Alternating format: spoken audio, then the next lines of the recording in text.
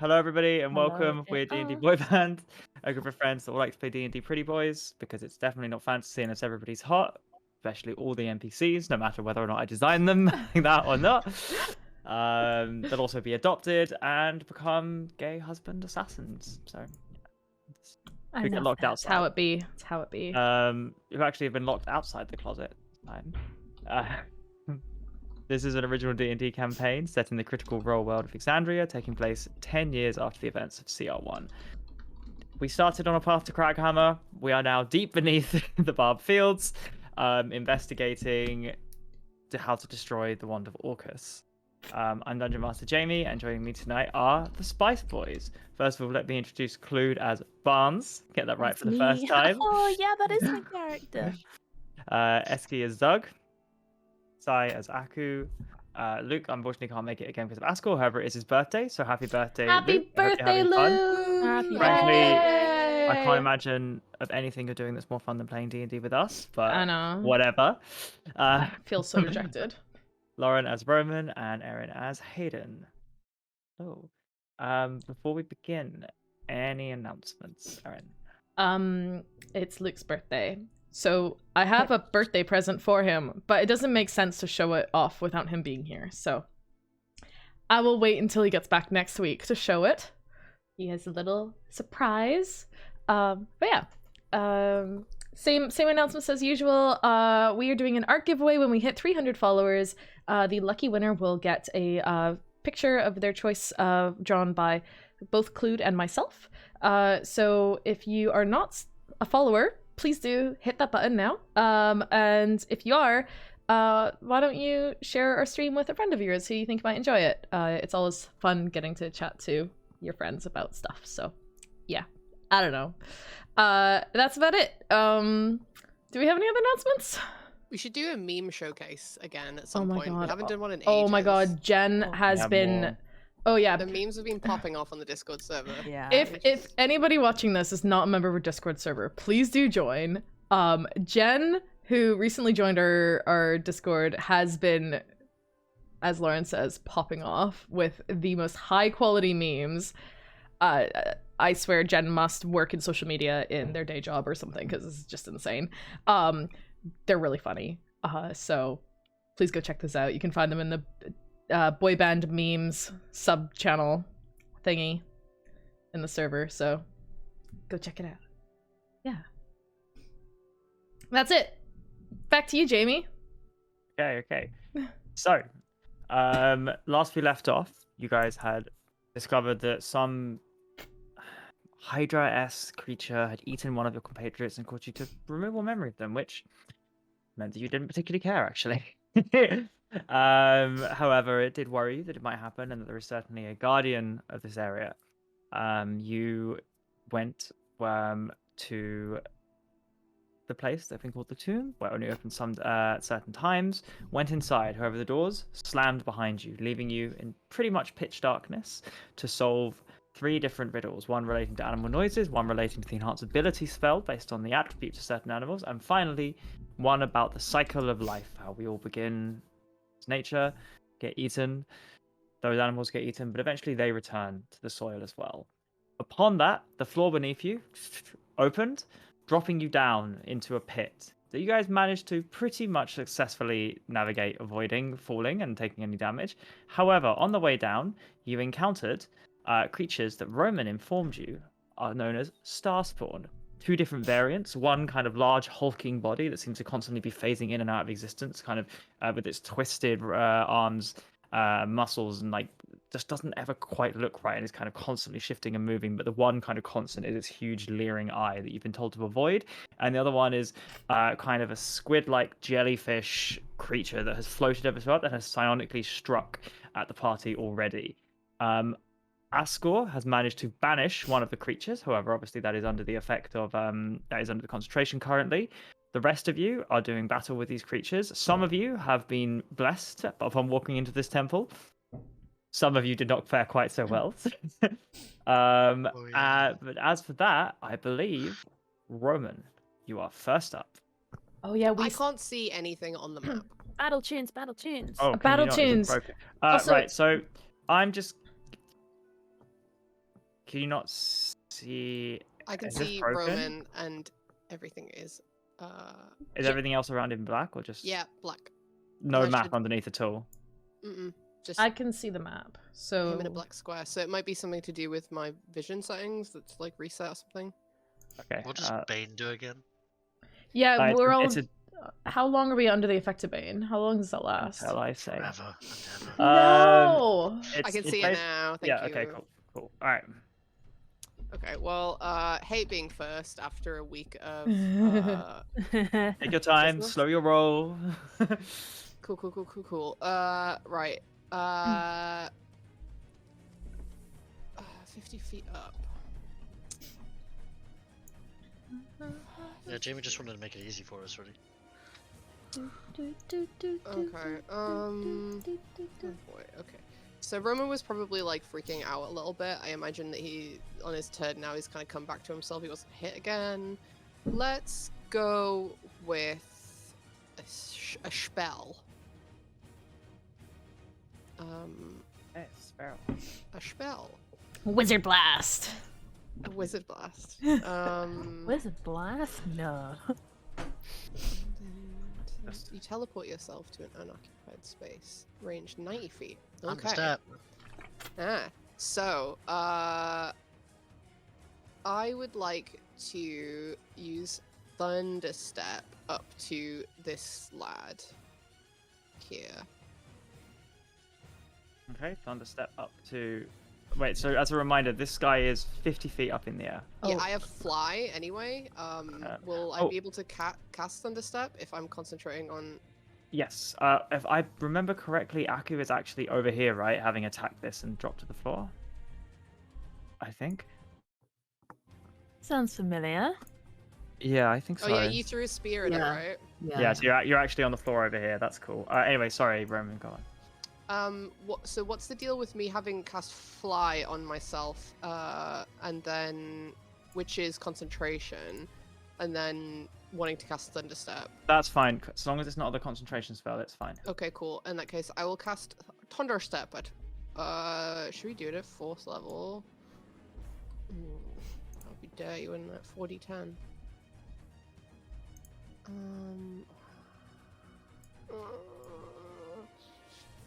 Let's do Thunder Step at 3rd level. So yeah, I teleport myself up to it and do. It's a Constitution save. It must Oh, be. that's an odd one. Yeah. Yeah. I might Felt get like- next. Felt like this. Oh one. wow. 7. So obviously that fails. Yep. I shall roll. I get my actual dice out for this.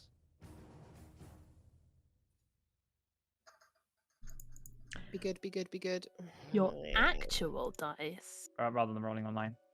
Okay. I'm scared. No. Why No, does I he want wanna roll- actual I dice? just want to roll dice.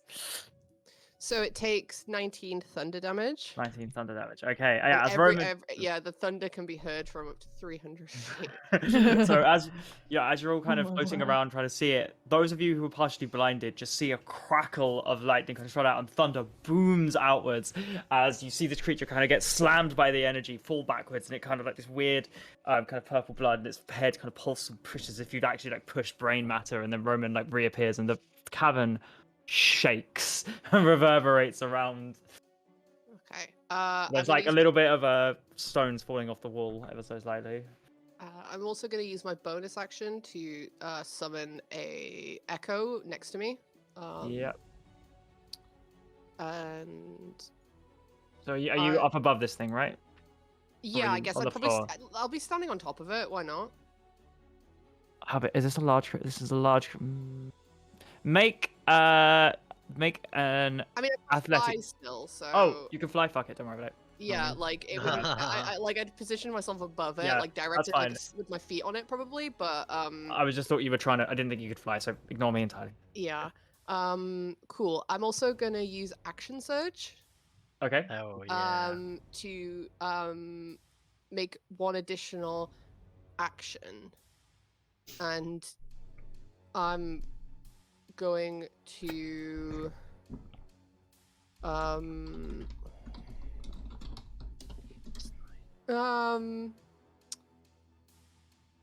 I will attack it. Now, with Action Surge, when I attack it, do I get 2 attacks per Yes. action still? Cool, yeah. And because you've attacked, because you've taken the attack action, you can unleash Incarnation as well. I think I've had this discussion with you before, Clued, right? Yes. We will absolutely do that then. Because, right, so I will roll to hit. Yeah, because I think unleash Incarnation, it's not even a bonus action, right? It's just when you take the attack. Just when you action. attack, yeah. Yeah. Yeah. So, that's a 20 to hit. Yeah, 20 hits. Cool. You My first Having hit. your long experience fighting these in the runs, you know these aren't particularly difficult to hit. Yeah. So that's 14 for the first hit. 14, okay. And a 17. 17 hits. Yep. Awesome. I'm just gonna grab my dice. I'm still listening. Cool. And that's a 15.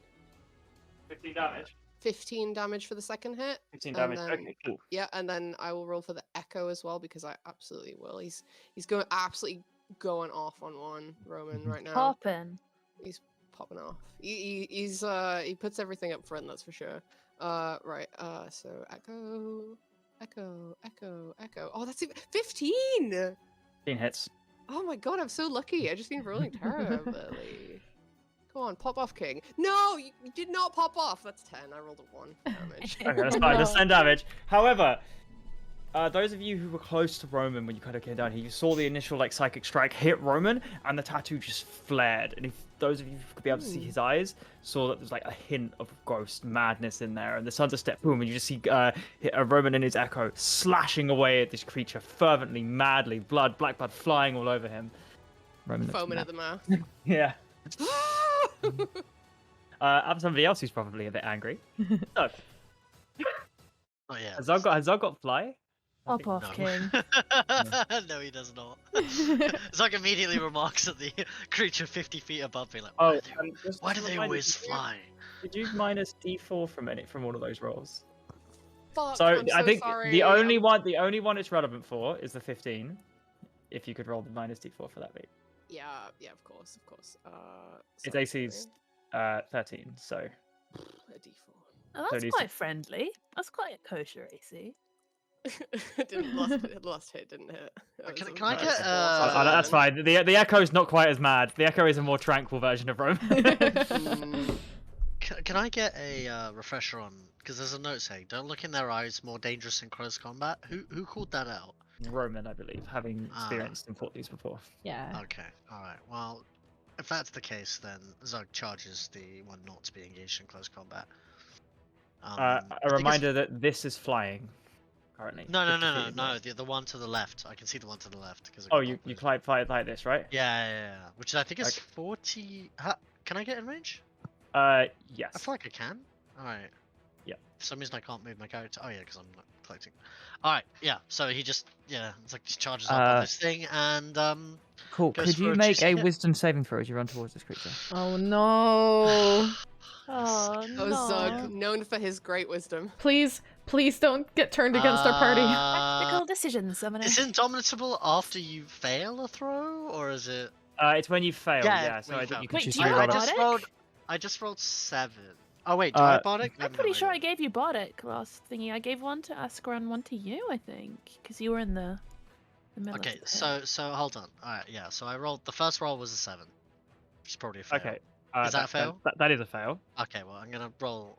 Before I even What say what it surprise. is, I'm gonna use Indomitable and roll again. Alright. Alright.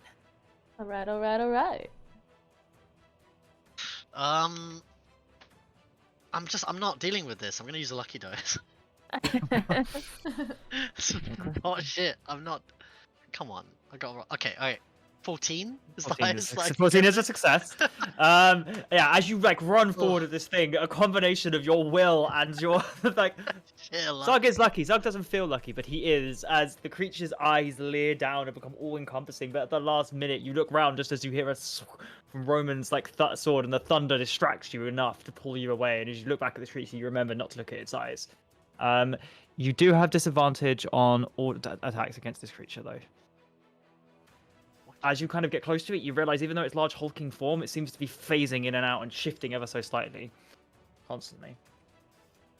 Doug's Don't not like had enough that. time to consider whether this is a bad idea or not yet, so he's just gonna go for an attack. So disadvantage, you said? Disadvantage on every attack and a minus a d4. And minus d4. Okay, well I actually rolled 9 twice, which is a 22 twice, so I'll just roll Minus d4, d4, yeah. once. So give me a second. The champion fighter disadvantage. Yeah. So it's 20 to hit then. 20 hits. Hell yeah! Despite Smash the it. phasing. I've got the custom one up. Give me a second. It's a lot easier to do it that way.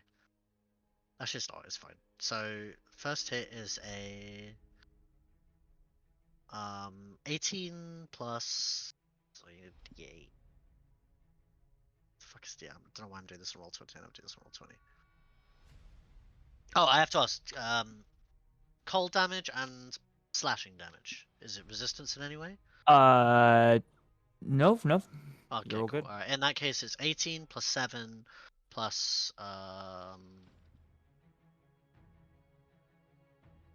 me double check. Roman, what's your sword again? It's not the. So the astral projection, isn't it? Silver sword. Yeah, D4. Oh, sorry, I was just double checking what I had to roll. And this is for the slashing damage. Okay, so 18, 7, 2, which is going to be 27. 27. Okay, 27 damage. Awesome. And then obviously number 2 is again disadvantage, right? Yep. Every attack. 23 is the lowest. Yep. Minus d4, but it doesn't matter. Oh, It's AC 17. Just. Oh, that's make not it possible. really. Yeah, I won't roll it. So that's 15 plus one of these plus one of these. Do the maths for you. One of these. 15 plus that's 19, 22. 22. Okay, cool. Yeah, and then I get one more. Let's go. 3 for 3. Can we? Even with disadvantage. I believe. Oh, that would have been. It would have been a crit if I didn't have disadvantage. That was a 25 at the lowest. 25. Yeah, can't miss it even with the Bane. So go for it. Yeah, that's D plus D. Reminder to. We won't go back to it, but reminder to minus d4 from your saving throws as well. I think I still would have made it. 14. So Can't 14 remember. minus a d. Yeah, it doesn't matter. Sorry matter. about Doesn't matter. that. 16, 5, 3, which is 21, 24. 24. Okay, yeah. Not to be outdone by Roman. Zog not able to fly up. Zog charges forward. Even this thing is uncertain. You just think, I've got a big axe. I'll just hit it everywhere. And as this creature kind of phases in and phases out, the wound's kind of weird. You'll strike and you'll see it. And like, again, the black blood will fly all over you. But then the wound will kind of phase out and be actually above its head as it kind of moves its flesh around to deal with it. But like one of your blows actually like brings it to its knees ever so slightly. That was a lot of damage to it. Anything else you'd like to do with the turn, Zog? No, Cool. nothing else I can do. So yeah. Barnes, you're up. Okay, DM, well, I can't see shit. So, okay, we've seen attacks come from the top left, right? Yes. Okay. He's gonna grumble as he sort of runs up a little bit. Kind of a don't understand why I can't see. It's never happened before. And I'm gonna centered about here. Go ahead, maybe a little further around the ring. Cast sickening radiance as the space fills with like a luminous sort of dim red light that sort of crackles slightly in a sphere. Okay. So it should to both, or however many, is it 2 creatures in there? One. Okay, so centered. I think he's casting it. Where should we go? Like, not get Hayden in it. It's 30-foot radius, so it's all of this. Okay, I'm gonna pop this down here. Give me a second. Okay, cool. And it's gonna emit how much of a light? It's dim light. Well, it's 30 feet, right? It's the full 60-foot diameter. Yeah. Okay, so it's 60-foot diameter to 30-foot radius. Okay, Yes. cool. Yes. There we go. That looks good, right? That's it. Yeah, that looks cool. So it needs to make Constitution saving throw. Does that look red light now? Is that cool? Oh, that's really spooky, actually. Okay, Yeah, a Constitution saving throw. You're It needs to telling make me. a Constitution saving throw. D20 for that. So I'm gonna roll. A natural 19 to a 22. Natural 19. Okay, that succeeds, but it's still in the light, I think. Yes. Does it take half damage? Probably. Oh wait, this is when it starts its turn. What's it? So we'll just say that's when it starts It's its turn next. Yeah, so yeah, we'll yeah. just do that. Yeah. Okay. Cool. And then bonus action, I'll give Hayden a bardic inspiration. Be like, Hayden, buddy, you're not in such a good shape over there. Maybe you want to move out of there. Yeah, I'm trying to. And you can see that he's still still gently floating down to the ground. I don't think I've hit ground yet, have I, Jamie? No. I think you're like 10 feet off. Okay. And I think that's my turn. Okay. Cool. This one. So how much damage does it take at the start of its turn for failing? It's 4d10. 4d10. Oh, sorry, no, it succeeds. But it's succeeded, so yeah, it's K. Do you want to roll for me? Oh, hey, Yeah, Bucky. yeah. Hello. Hello, Chad. It would be Bucky. 27. Baby boy. Oh, he waved at me. How much damage, sorry, please? It would be. I think it's none because he's succeeded, so it's fine. Oh, okay. Cool. It's gonna move ever so slightly backwards out of the light. And is going to... How far was the range on this? These aren't particularly fast, are they? No, 50 feet, okay.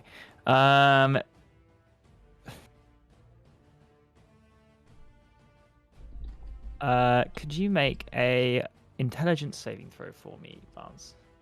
Me. I'm nervy. Oh. Wido. I have blessed, don't I? Yes, you do. That is a 17. 17. Is that a success? What's the DC of these creatures? Yeah, absolutely. That's a success. As you feel like something getting planted in your mind, and like little images and like stuff kind of go before you, kind of snap out of it for a second. Tell me, Lauren. That's the end of his go. This one though, this one is going to. You see its tentacle kind of curl around and begin to pull over its head, and it goes to kind of grab Roman. So that's going to be a. That's going to be a 12. Showing up early to class paid off, Against guys. what specifically? Your AC, which does not good. I do not wake up in the morning for a 12. Second attack, 17. Nope. Oh no, actually, so as it kind of goes to kind of thing, there's kind of like a blind spot on its head, and its tentacles kind of writhing around, but you've done this spot before many times, and you're dodging all its attacks. That's the end of it. There go, Hayden.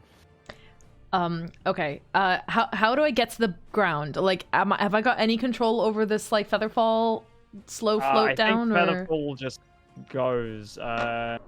What's it do? Yeah, creatures descend 60 feet per round. So you'll just be falling as this goes, and it'll be the end of the round. You fall 60 feet. So can I move at all yet? I don't want to be in the center of the room anymore. I want to move somewhere and get cover. But aren't other people feather falling? No, sorry, absolutely. I think it was last round. Well, you're on the floor. Am I on the floor now? Thank God. Yeah, okay. I think it was last round. Cool. Yeah, that sounds right. Yes. Yeah. That's what I get for showing up early to class. Yeah. Okay. Teacher's pet. Okay. I am going to get the fuck out of there. Sorry, just to recap, the star spawn that was up in the top corner, is he dead? Is he gone? No, it just seems to have Barnes has cast this huge red light, and he seems to have floated out of it ever so slightly. Don't like that. Okay. So I have a range. I have a pretty big range actually. I'm gonna get out of here. But the other one that was up in this top corner is gone. So you saw it a portal open next to it, and it kind of got sucked into it. Okay. As Asgore kind of let out a well, hot damn. And this inner circle here, is this lower ground that I have to climb out of? Yes. Okay. Right. Then what I'm gonna do is using 30 foot of movement, I'm gonna run to the edge of the wall. Oh, I can't control my character, can I? Oh, I can, yeah. Cool. So I'm gonna move here. And then, so I'll just move this guy here so stream can see what's going on. And then bonus action dash, So you have to use 10 foot to get up there, so then I've got 20 foot left to like kind of get to like here. Yeah. Sounds good. Oh, I really hope that Ascor doesn't lose his concentration, because that'd be really bad for me. Yeah. 10. It'll eat me first, don't worry. Okay, so that's 10, 5, 30 here? Is that okay? Yep. Cool. And then, does it take a action to equip a different weapon? I don't actually know what weapon I have equipped right now, because we kind of just fell down a hole. Yeah, I think to draw your weapons free. Okay, cool. To switch as a bonus. So can I draw my oath bow? Yep. Which has got a range of 150 feet. Actually, I don't even need that. I can just use my crossbow. Yeah, I'm gonna use my crossbow. It's got a better hit DC. Cool. So I'm just gonna fire a shot at Actually, I'm gonna fire a shot at the star spawn in the south, the floaty one. Okay, cool. So that is a 29 to hit. 29 hits. And because it's within 5 feet of my allies, does that mean I get sneak attack? Yes, you do. Yes. Hell yeah. Okay. So that is nice. 11 points of piercing damage, 30 points of sneak attack damage for a total of 41 points of damage. Okay, as Ooh it's la kind of like la. attempting to reach up and hit Roman, you kind of have that time as it's very distracted, and even though its like eyes are tiny and minuscule, your arrow kind of floats through one, and you see it kind of meld in with its tail and push back, but it kind of like leans almost to one side, kind of lolting downwards. Nice. Cool. And then I think that's my turn. All That's right, all I can awesome. do. Ascor, Would you like me to drive Ascor again? if that's okay. You have to do an American accent, though.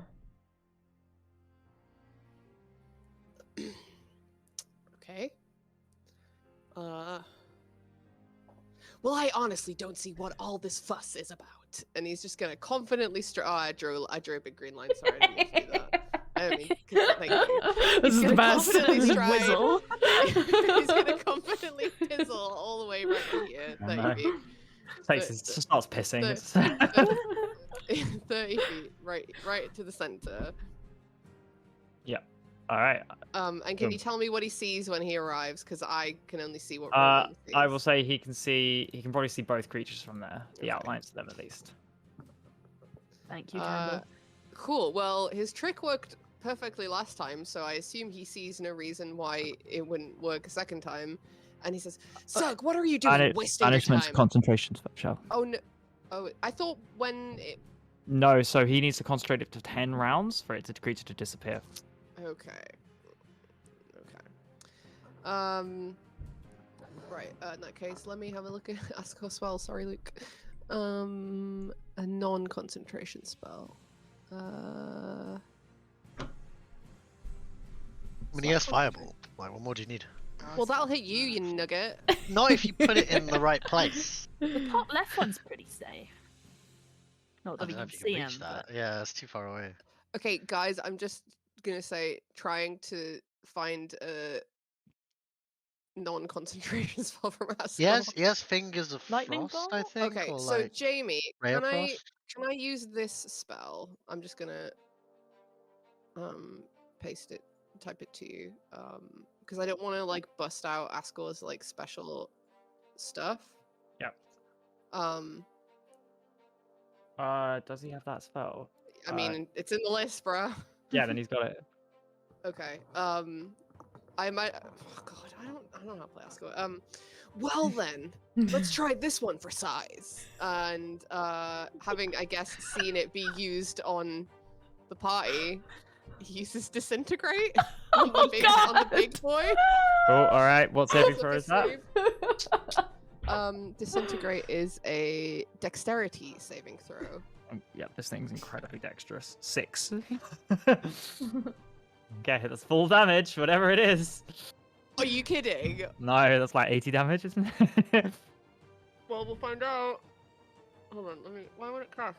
Okay, hold on. 73. Oh, did it roll? Okay, Yeah, yeah. rolled by 73. 73. Okay, as Ascor strides forward, you see him kind of flick his finger up, and there's a little like like a tiny little dart of magic leaves him, and as it hits this creature, Roman, you look down and you see just like one half of it, just dust, just immediately kind of begins falling off. The skin kind of impacted and pushed backwards as, yeah, this creature is like halting, falling downwards, barely able to sustain its form in this realm. And as it kind of like bits of it fall off, you see kind of miniature portals open and it gets pulled through as, yeah, about half this creature just dusts in front of you all. That's pretty cool. Okay. What I Whoa. want to know is why the fuck hasn't Askor used this in combat? This is why I asked if it was okay for me to use it, because there are a lot of things on here which I don't think that He's ever used. Yeah. Yeah. No.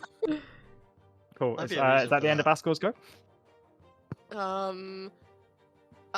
Maybe because he's seen this floating thing. Oh, he can't move because I've moved 30 feet. Maybe he cowers slightly because he's noticed this floating thing. But He other always than he that- always drops prone. That's what he does to Yeah, Yeah, yeah. okay. Because as a bonus action, can he drop prone?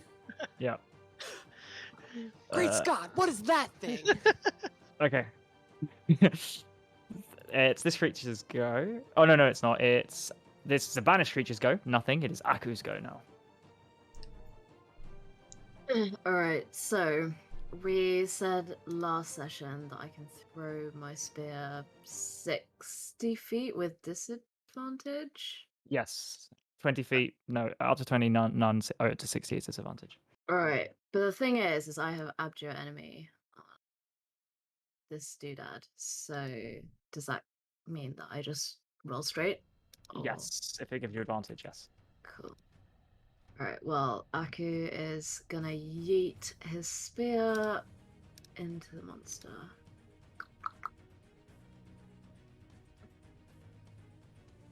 $21. I 21 mean, it will hits. be plus blast, but I don't think it needs Yeah. it. Okay. So that's 11 points of damage, and then can I... Is grappling... Is that an attack, or... It would generally be instead of an attack. Is there any way that I can attack and try and hold on? I will make so if you attack and make a strength check as well, if you can see if the spear goes far enough in that you kind of keep it in its body. Okay, So- but I do want to stab it again. Yeah. So attack, make an attack roll. If it hits, let's have a strength check to see if you can hold on. Maybe if the creature survives or not is another question as well. 27. 27 hits. Make a strength check. Do I not roll damage for the... No, roll a strength check then damage afterwards. Strength check. What's my...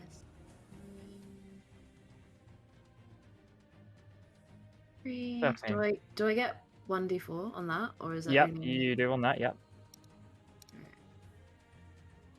Alright, Okay, so, 17. 17. Cool. Roll damage. Woo. Oh, I rolled a 1. Okay. 7 points damage. Okay. So that is 18 points That's damage. 18. Oh, sorry, that's 18 points of damage total. Okay, however, with the 17 with your spear, though, as you kind of throw it in, your first attack, kind of as half of it disintegrates, you're not sure where quite to aim anymore, but you kind of get it underneath, and as you kind of peer up to it, as you're falling down, you manage to slide in a tentacle, and it kind of falls down a little bit, but you're just about gripping on a little bit underneath its body, and kind of a combination of holding onto your spear, which is stuck in one of its feelers, kind of using your hand on the other one.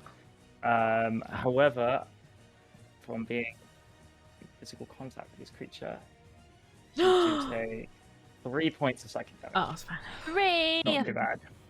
You frightened me for just a moment. Aku! It's this creature's turn. It's going to move slightly around Zug, and you're like unsure if it's moving or if it's just a perception. But as you kind of look up for a second, you see its eye completely flare red, and a beam just shoots out across the floor, like lighting up. It just seems to go through the ground, and but it goes towards you, Ascor, and Hayden. If all three of you could make Wait, did it- dexterity did it saving move? throws for me. Oh, It moved, but it kept in your melee range. Damn, cheeky bastard. Dexterity saving throw, and then we have Bane, right? Yes. Okay. Oh no. Natural 1. Okay, cool. You have a bardic. Zug and Ascor. Do could you, Do I have so a bardic? What Yeah, a type dex of bardic saving, too. a dexterity Dex, saving throw. okay. As this beam kind of shoots through the floor at all of you from its eye. Roll 1d10 is a bardic? D10? D10, yes. Okay. Yep. That's a 2 for a 2, total okay. 3. Wait, but I also have 11. a feature. Sorry, Lauren, could you roll for Ascor? No, not the concentration. Evasion. When you're subject to an effect that allows you to make a dex saving throw, you take only half damage. You instead take no damage if you succeed on the saving throw, and only half I damage. may if have you- rolled 5. Okay. Sorry, you're muted, Lauren. Which roll is it again? I'm sorry. Dex saving throw. Dexterity. I thought I couldn't roll ones. Asco did a 20. So Reliable talent? Zug, you fail. You take 20 That's points of shocked. damage. Ascor and Hayden succeed with evasion, so that's 10 points of damage each. And could Ascor roll a concentration check? Might be worth Yeah, checking I'm if you've guessing got he gets Warcaster. advantage because like, there's no way Luke didn't take Warcaster. It's Let's be real. true. Luke It's probably true. took Warcaster. Okay. But I've got a Ability ring score, equipped skill right feat, now. Warcaster. Oh, Cool. God. Yeah. So Good Constitution. job, Yeah, the Constitution saving throw DC 10. Remember he gets Bane. So, doesn't matter. Oh, Can't lose from your 15. Okay. Cool. Damn it. So the beam kind of shoots up, and as each of you kind of, it doesn't seem to do any damage to the floor as it passes through each of you, kind of clipping Hayden and Ascor, but getting Zug full in the face, being so close up. Your head kind of shakes and your vision kind of goes, and you just get pulled in as you feel your eyes kind of almost being pulled out of their heads. No effect other than that. However, it is going to make Other than two that sounds pretty slam- bad, dude. slammed attacks against Zug. That's a 5 and an 18. Did I get hit by anything that I wasn't like? So you got 20 points of damage from the eye beam. Oh yeah, is that all? Like That's no all. other effects? Okay. No other effects. However, you do a 25 hits you, right? Unfortunately, yes. It hits most things, I Cool. think. Actually, First- yeah. First attack misses, second one hits, and you take 11 points of bludgeoning damage. As this creature's kind of massive arm slams down and hits on top of you. Cool. That's going to be the end of this one's go. Roman, you're up. Sorry, my dinner just arrived. Okay, cool. So, the guy beneath my feet he's probably looking a bit worse for wear, eh? He is looking significantly worse for wear, yes. Cool. Attack! So, I shall attack him with my sword since I'm stood on top of him. And I didn't take damage. 18, which is a 29. I'm assuming. Yeah, that hits. It's most things, actually. So that's a 16 points of damage. 16, alright. Cool. Yep. And then that's a 19. 19 hits. I need to be rolling Bane on this. So, But no, its AC is 13, so none of it matters. I'll let you know if your roll needs Bane or not. Oh, okay, depending on whether or not sorry. it matters. Yeah. Cool. So that's the second hit is a Okay. 13. As you finally slam through, you've cut the connective tissue that was holding whatever secondary part of this has been disintegrated from the rest of it, and the creature just kind of just collapses, falls onto the ground in two heaps, and both heaps kind of begin seeking into the floor, into the void. Could Aku and Roman make strength saving throws for me? Is it to not Uh-oh. fall because I'm flying? No. Okay. Okay. Do I get Aku's bonus or am I? Yes, you do get Aku's bonus. So- 18. But you both. 28, I think. Aku, could you roll Bane? Oh no, Bless. You roll Bless for me. Oh, So I need to roll Bane. doesn't matter for you because it's so high. Both of you feel as this creature disintegrates and begins to sort of shift somewhere else, kind of a combination of its tentacles, but also kind of shadowy tendrils reach up and seem to be trying to pull you in to wherever this creature is going. No. And both of you kind of slash and pull and rip free of it just before it kind of pulls you in. And kind of Aku, there's nothing to grip to anymore, so you'll fall to the ground. But Roman, you're kind of standing above it, probably breathing quite heavily and not wanting to go wherever that creature was about to pull you. Cool. Can I use my movement in that case? I should like to move above this guy. So yeah, I'll still be 50 or maybe 30 feet in the air. and I'll use my bonus action to move my echo as well here. Okay. Yeah. Cool. And end of your go. Cool. All right. Zug, you're up. Ooh. Well, I think I might shock you with this particular move, but I'm gonna go for an attack on the big boy, which is at disadvantage, right? The first one might actually miss. Sorry, it's a 17. Remember, you're rolling with Bane as well. Yeah, I went my lowest was 16, so Yeah, first so attack misses. Second one, my lowest was a 26. That hits. Cool. Do I need to Bane or no? I don't. No, that's too high. Okay, so that was a. Is it one's? Hold on, let me just check a feat that I have. Okay, I get to reroll that because that was shite. I'm gonna reroll that. Thanks to Great Weapon Master, I can reroll that damage dice. Cool. All right, in that case, is. Great Weapon Master doesn't let you -10 or 5 from it to do extra damage, right? Huh? Does Great Weapon Master let you -5 from something, or is that another? It does, but you take a penalty to attack, which is probably not worth our disadvantage. Well, this one really didn't want to do much damage, so this is an 18. Because both my bonuses were 18 in total, and then obviously he goes for his next attack, which is that's probably giving me my disadvantage roll. Oh no, that one was, which is an 18. So now I need to roll d4. Goddamn Bane.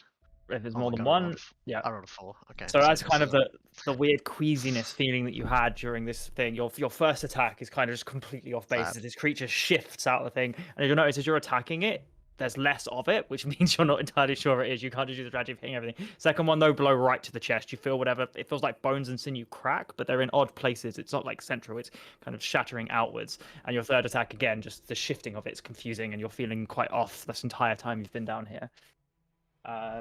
Anything else, Sug? Nah, that's all I can do. Cool. Barnes. Gosh. Okay. Well, this bad guy down here, I think, is in range. So, on my bonus action, I would like to curse it. So he'll sort of look at it, and there'll be a brief sort of red crackle that sort of shoots between them, which I believe is that's bonus action. I think it's just some extra things. Okay, and then I'll use Eldritch. Wow, sorry, Bard Blast. To go smack him a few times. What? Bard Blast. What was that? Bard Blast. Miss Clued. What was that? Bardic Blast. Okay, that's a So many 27 plus blast, so that's hits. gonna hit. So that is 7 plus 5, it's 12 points of damage. Second one is 13 plus 10 plus blast. 13 plus 10 plus. That's 17. That's a 4. Does that hit that guy? 17 hits, yes. Just. Okay, cool. How much was damage in the first one, sorry? 12. The second one is 13 points of damage. And the third one is 24 plus blast. Yeah, 25. 25 points. Okay, this creature, like, kind of in Zug and Roman, you can see this creature from. Were all of those attacks at disadvantage? This is ranged attack. Should they be every attack is at disadvantage? Okay, so the first one hits. They all hit. So we'll say the first one hits. The second one's at disadvantage. Second one is a natural 12, so that's gonna hit. Yeah. So the second one hits, and okay. And the third one is a 12 and a 10, so that's 20 something. Yeah. They all hit. So Roman and Zug especially, having seen this creature kind of phase in and out, the fact that Barnes, you see, kind of turn around and 3 like long lightning arcs of force have like flown out and all slap bang in the center. It's impressive. You know, I can't hit this thing up close, but he's doing it from far away.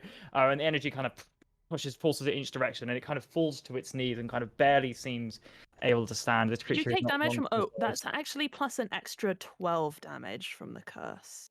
Okay, in which case, the creature falls to the ground and begins like bubbling up and kind of forming back into whichever portal it was. Could Roman and Zug make strength saving throws for me? I'm sorry. Okay. What about my echo? Does that just disappear? Or... No, strength saving throw for the echo as well. Cool. That was a nat 20 plus a 9, so we're right, 29. No problem. Zug doesn't know. Zug doesn't first, notice. First one was a 21. Do I need to minus Bane? No, that's too high as well. So again, Cool. just- Let me just roll for the, Yep. the echo. Echo was a 10. Okay. The echo gets pulled down and just vanishes. Roman, however, you were ready for it this time, holding it back. And Zug, it's not even like the tendrils kind of grab you, they get a grip, and you just stand there like, no, I'm not moving. Fuck you. Cool. It is the... I get 7 Oh. HP back for it dying, but I didn't take damage. It's a very And he'll- hard thing to do. And he'll just put his hands on his hips and sort of be like, oh, well, I guess I'm not that dusty after all. Still got it. Nice. Ooh, all right. This creature is gonna work out what's going on, and is gonna Watching target you, a Mr. Clued. Ascor, and is gonna with Nice. the psychic barrage, which is gonna be, wait, what's Ascor's DC? Did I just miss? Ascor, 16. It missed. That's fine. It's gonna cast. Good. So Psychic Barrage fails, and it is going to try to cast Phantasmal Force on Zug. Zug, could you make an intelligence saving throw for me? Oh, happy intelligence. Hey, I got a 16. What's the DC? Oh wait, Fail. don't I need to? Oh, Bane as well. You fail on a 16 though. What? Oh, bro. Okay. Good. So before you, kind of smiling a big old grin, just before you, Ghost appears. Excuse me? Ghost appears just before Zug. Already there for Zug. Was it? Was he look like just normal ghost, normal clothes, normal everything? Yeah, just normal Ghost. He looks a little like beefier, actually. Like you're a little bit annoyed. He might be slightly taller than you and a bit more muscly. I mean, that's. Um, I mean, I'm not offended by the tall thing. He was already taller than me. Yeah, like- the more muscly, and like he's somehow got like an axe that it doesn't make you feel jealous because yours is beautiful, but it's a nice axe. Where'd you get that? Sus. I mean, Aiden. realistically speaking, the way that Zug would react to this exact situation is just pure glee. Is he supposed to be No, no. frightened? No, it's- Okay. no, cool. you're so not happy supposed to be for you, frightened. man. No. Like, yes, I've been waiting. It's a friend from work. He's like, finally. Hayden, you're up. Okay, so as far as I can tell, 2 of these have been destroyed. One of them disappeared mysteriously earlier. Yep. Do I does my danger instincts tell me that we're not out of the woods yet and there could still be something? You saw the beam like fire towards Ascor in the center. It was like a psychic blast, but like it would have removed stone around Ascor. And Okay. you saw this creature like float outwards a little bit, like from the, because you've just seen it in the red orb. So you know there's at least one creature, and you know how banish works. Like you've seen it work before. Okay. So the one that fired the beam at Ascor, sorry, is that the one that's on the left? That Top is left, yeah. okay. But we can't see it right now. You guys can't see it. If you move closer, you could. Jamie, you can drop Oh. a spell at any point. Can I use my reaction to drop a spell? Yeah, you're dropping sickening radius. Just if I see anyone run into it. Okay, cool. Okay. So I'm gonna cautiously kind of loop around to here to try to see what's going on. So 5, 10, 15, 20, 25, 30. Still can't see anything. You don't see anything. Okay. 10. There we go. 15. he is. All Cool. right. And if you can see it and you're not in the ray, you won't take any damage, so you can definitely make an attack. Cool. So I You won't am. attack though. Believe I am within range. You won't have Yes. sneak attack, because somebody's in range. But I don't know if you want him to do the. Oh, you have to use your movement for steady aim, right? Yeah, and I've already used 15 foot of my bonus action movement to. Yeah. So just yeah. normal So attack. it's just a normal attack. So I will shoot it with my Elven Court crossbow. Oh no, it's a natural 1. I guess my crossbow jams, and I will panic a little bit and back up 15, the remaining 15 feet I've got. 1, 5, 10, 15, as I hurriedly try to fix my crossbow Yeah, as you run up, you kind of like looms out of the distance a bit quicker. You kind of panic a little bit, and the crossbow kind of goes wide, and jams slightly, and yeah, retreat a little bit away from it. Cool. That's me. Cool. Nothing else with your turn, Ascor. All right. Well, since I've dealt with everything else here, he can't see anything, can he? No. Cool. I imagine then he will walk towards the people that he can see. Aku, maybe? Can he see Aku? Yeah, I think so. Just You about. can see all of them, I think. You can see yeah. Aku, yeah. Or Zerg, yeah. Let's walk towards Zerg. And since he can't see anything else around Zerg, I suppose to be like, well then, how about you start pitching a tent? I'm quite tired. Pitching a tent, you say? Am I allowed to respond? Cool, there's a free action. Go for it. Yeah. I mean, actually, to be fair, how far away is Ascor when he says this to me? I'll say Ascor's well, like I'm right trying next to. to you, right? Can you, yeah, he's gonna move right next to you. Okay. I mean, he just looks at him and goes, can't you see I'm a little busy? And then turns back to what is, I guess, literally nothing directly in What front of could him. possibly be more important than Me. me? Aku, you're up. It's like he's in the room with us, honestly. Okay. Just trying to figure out who I can actually see. Because I think on my screen I can't actually see any monsters. Oh, I don't think so. I think you're pretty blinded right now. You would have seen the thing off in the distance kind of loom backwards out of the light that Barnes cast. I guess if I can't attack anything, I'm gonna move forward to where I see other people and then hold my action. Cool. Because I can't see anything. All right, awesome. Holding your action to see something. Roman. Cool. I'm just reading my echo rules at the moment.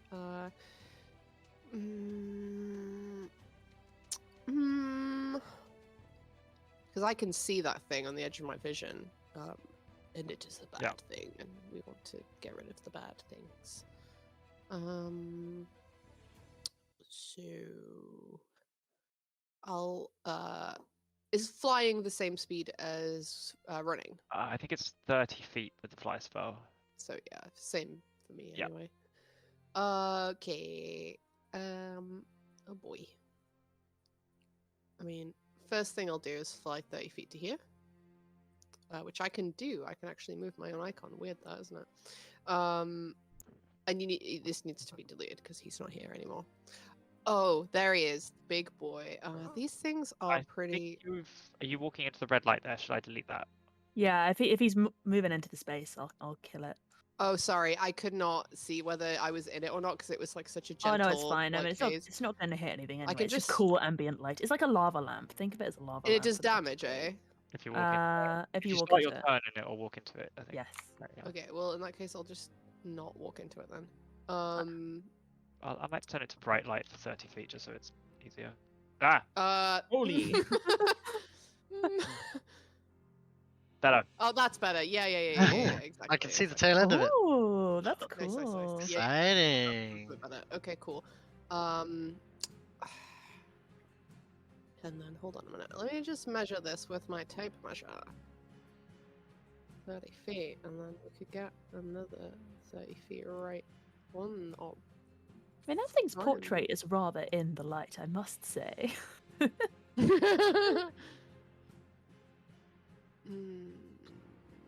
Spells.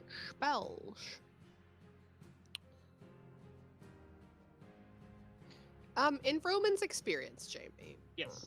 are these things particularly wise? Yes. They're Okay. pretty. They're definitely like. You're definitely like these things have a brain. And What? so Yeah. think about Where's the map gone? it. Oh, did I move? He deleted the whole map. Yeah. Apologies. There we go. And we're back. I was definitely not editing something. Finally, the sweet release of death. Yeah. Cool. Okay, and then I guess I'll just use my other my action to move 30 feet. Sorry, where was that? That's this one. To move 30 feet here. And I can summon an echo within 15 feet. Okay. And I'll summon the echo here, please. There we go. I don't think I have anything else that I can do. I can't do any short rest. Momentary stasis as an action. I've used my action. I've used my bonus action. Cool. That's my turn. Awesome. Okay. Again, this thing is as you get underneath it, you can see it's again floating a similar like height up in the air, although I think you're flying as well, so that's fine. Zug. I mean, I can actually. Oh wait, no. What am I talking about? Can see the bad boy. I mean, Zug grins, grabs his axe, and goes, "You finally showed yourself," and goes for an attack roll on the real ghost, the totally real ghost. Make an attack roll. Let me figure out what that is. That is a 24 minus a d4 to hit. Yeah. There you go, 22. 22 to hit. Yeah, absolutely. So as you slam down, Zug Ghost whips up with the axe and kind of slams your axe away and just smiles at you a little bit. He kind of grins and he just goes, I didn't know you were this nifty with an axe. And then goes for like bats it away and goes for obviously another swipe. Well, the second and out of 3. Okay. This one was a 28 to hit. 28. You think this time you've got it, but like just at the last minute, you kind of slam down and Ghost kind of jumps back ever so slightly, dodging and out the way. He immediately just pivots and goes for a third one for a 28. Yeah. Same shit, I'm guessing. This time, as he kind of catches it, Ghost goes down and like punches you in the chest, and you take 6 points of psychic damage, but you feel it as if your chest has just been like compressed and you feel your ribs creaking a little bit. And could you make an intelligence saving throw for me? Sure. Let me just adjust my health. Those of you standing nearby, Zug is fighting the air. Oh god. That was a 3. That was a 3. Zug is fighting the air and losing. Yep. There we go. Kind of steps back and he pulls his axes up and sees they now got a little bit of distance between the two of them. Yes, impressive. Finally, a worthy opponent. Barnes. Is it just me or was that low-key kind of flirty? He's gonna jog on over. Be like, right, Zug, I have a lot of questions, but I'm not going to ask them now. For my bonus action, I'm going to use Mantle of Inspiration. So I will spend a use of my Bardic die to grant everyone 11 temp HP. Oh, I love you! That I can see within 60 feet. And you can all immediately use your reaction to move up to your normal speed without provoking any opportunity attacks. Oh, nice. So he's going to be like, form up, everybody. We have a target in the top left. Can you see me? No. That was 11 temp hit points, you said? I'm blind. 11 temp HP, yeah. So to Ascor as well, whoever's taking damage, Zug, etc. You can see me, right? Yes, I can. And we can move up to our movement anywhere we want? Yeah.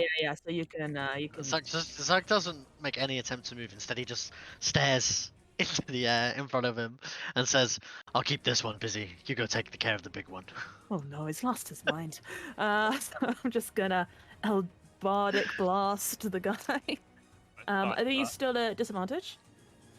No, these are not. It was just against those other creatures it was. They're not. Okie dokie. Well, I'm so glad I'm blessed, because that would have been a 12. That's 16 to hit. 16 does hit, yeah. Okay, I'll just roll the 2 hits first, because that's how we beat. Okay, well, that was a 2, then a 3, but bless makes them all hit, which is happy. So that's 2 hit. Then that's 25 plus 27. 27 So hit. 3 hit. Oh, actually, they all have +4. Oh wait, no, they don't. This one's uncussed. Okay, cool. So that is 9 plus 5, 14 points of damage on the first one. Okay, cool. 13 on the second. 13, yep. And 10 on the third. 13, and all these little bolts are shooting out the tip of his rapier, like little red crackles. Right, yeah, again, as the rapier kind of flies forward, and those of you kind of who can't see lightning cracking off into the distance, and roaming close up, you can see the creature get constantly bombarded, like each hit kind of taking chunks out, forcing the creature further and further down. Cool, it's the creature's go. The creature is, again, going to go for Mr. Leopoldus. And is going to make an attack roll on that score. This one does hit. I think 16. Yep. So that's. Is it a spell? It's a spell attack. Can you counter spell attacks? I'm unsure. Ranged spell attacks. Counter spell.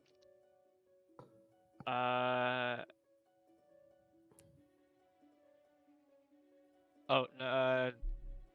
They don't count as spells, but they do count as magic. Yeah, so no, they are not spells.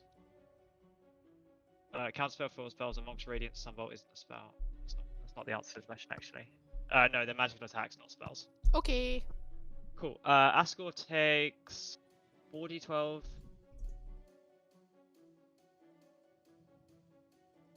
D12, 21 plus 5, so 26 points of damage, which I'll add in, and then he needs to make. Oh, and could somebody roll a d3 for me? And Lauren, could you roll 2 Constitution saving throws for Ascor against a DC of 13? Saves, problem? Yep.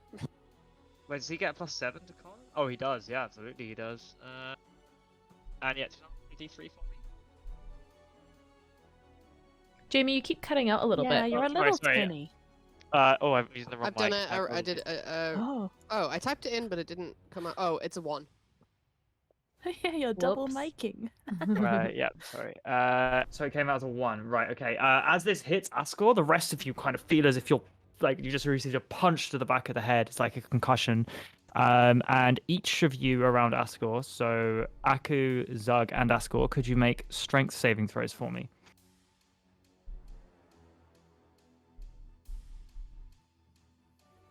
Somehow. I'm guessing that's with Bane, Fail. but it's probably a fail anyway. Yeah, fail, and Aku succeeds. So on a successful save, you take half damage. But everybody who failed is knocked prone and takes 11 points of damage. So that's Zug and Ascor take 11 points, and could Ascor make another saving throw, Constitution? And Aku, you take 5 points of damage. Cool, that's the end of this one's go. Succeed, no problem, naturally. Hayden. I'm gonna shoot it. So I will. Oopsies. Oh man, no one's in range of it still. Okay, well. I didn't really want to use my movement last time to get too close to it, because. Oh wait, I'm in range. Okay, Nice. cool, and I can see it. I can just see the little tip of it. So I'm gonna shoot. The echo's in range of it, by the way. Is it? The echo is like on it, basically. Oh, I can't see that. Hold on. Let me Out of your move. range. Let me move my little vision dude. Aha. Is it in the spooky light, or is it just the portrait? Just on the outside, I think was the plan. Cool. All right. In that case, then, I am going to dig my feet into the ground, steady my breathing after the little crossbow mishap from before, and kind of raise it to my eye and shoot with elven accuracy and steady aim. So let's give that a little triple roll. So first roll, second roll, third roll. All right. Does a 19 hit? Amongst does hit, yes. Cool. Sneak attack. Yes, with sneak attack. So that is 8 points of piercing damage and 18 points of sneak attack damage for a total of 26 damage. 26 damage. Okay, cool. Yeah, as you kind of you've had some time, steady it doesn't loom out the darkness this time. You can see it, and you kind of take your time with it being distracted by looking over at Roman and having fired at Ascor. This time, you get kind of there's what you'd presume might be gills or something in like an underwater creature, but this time it kind of straights in. You just see it fly straight out the other side, going through the top head of this creature. Cool. Taking flesh with it. Awesome. That is my turn. All right, score. Asko can't see this creature, can he, at all? No, And but he would. can't even see Hayden. No, but he would have just been knocked prone. Oh, yeah. Attacked. What on earth is happening here? I've done all the hard work. What are you all doing? Sug, back me up here. Why am I getting hit by things? And he will probably like scamper and maybe hide underneath a piece of rock or something. Sounds like Asko. Oh my I'm doing my god. best. You're you role can't playing it see. really well. Yeah. Cool. This creature's banished, so it's not his turn. Aku. So on my roll 20, I can actually kind of just see a little bit of it. Yeah, 'Cause so it's in the, the because light? that's correct, because the Okay, light from Barnes' spell is illuminating it. Okay, so Aku is gonna walk over here, and he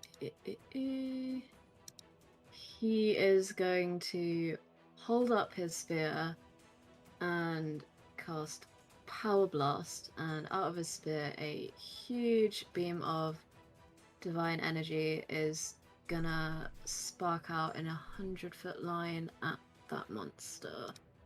Okay, so what? saving throw for it. I think this has been used before in the Zahir Yeah, fight, right? it has. it? Yep.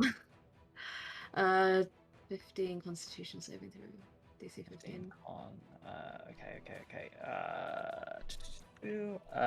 That's an 8 plus a 3, which is a fail. Cool. So let me just roll 5d10.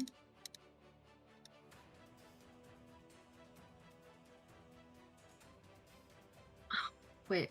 Oh no, I just did that wrong. Ignore that, please. Sorry. Oh, wow. 25 points of damage. 25 points of damage. All right, awesome. So that's already halved, right? What was that? Oh no, it's failed. It What am I talking failed. about? It What am I talking failed. about? Yeah, absolutely. So as Aku rises up the spear, you see like the crackle of well, this seems to be a little bit of lightning, but then just straight bolt of like yellow radiant light kind of pierces through it, goes straight through it, almost through the rock on the other side, as you kind of see it searing, and it just like leaves a complete hole through this creature that almost seems the creature's flesh begins to tear away from it directly, as it's cut off and through the tentacles kind of fall to the ground as well. Looking nasty. Paladin blast. Cool. Aku, anything else you'd like to do with your turn? Look smug. Important. Hayden swoons a bit.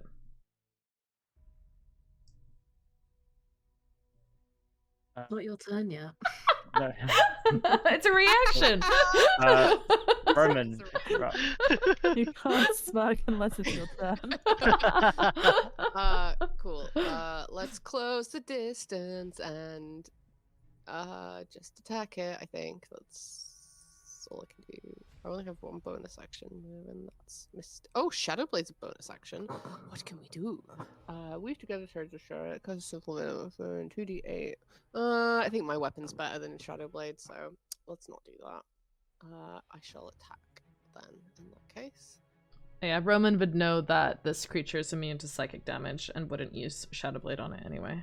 That as well, yeah. That was a natural 20 for a 31. Do I get an automatic like crit or something, DM? Yes. Hell yeah! So I don't know what that means.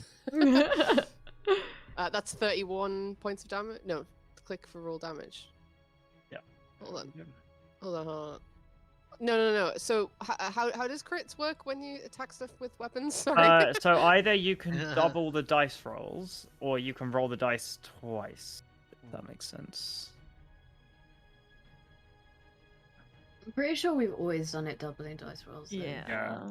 It's a bit heretical to roll twice.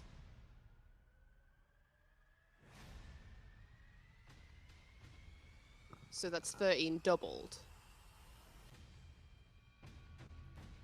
No, so it's not 13 doubled. It's the piercing. So it's 4 plus 9. So it's you double the 4. So 8 plus 9 is 17 damage. Okay, cool. That's not great.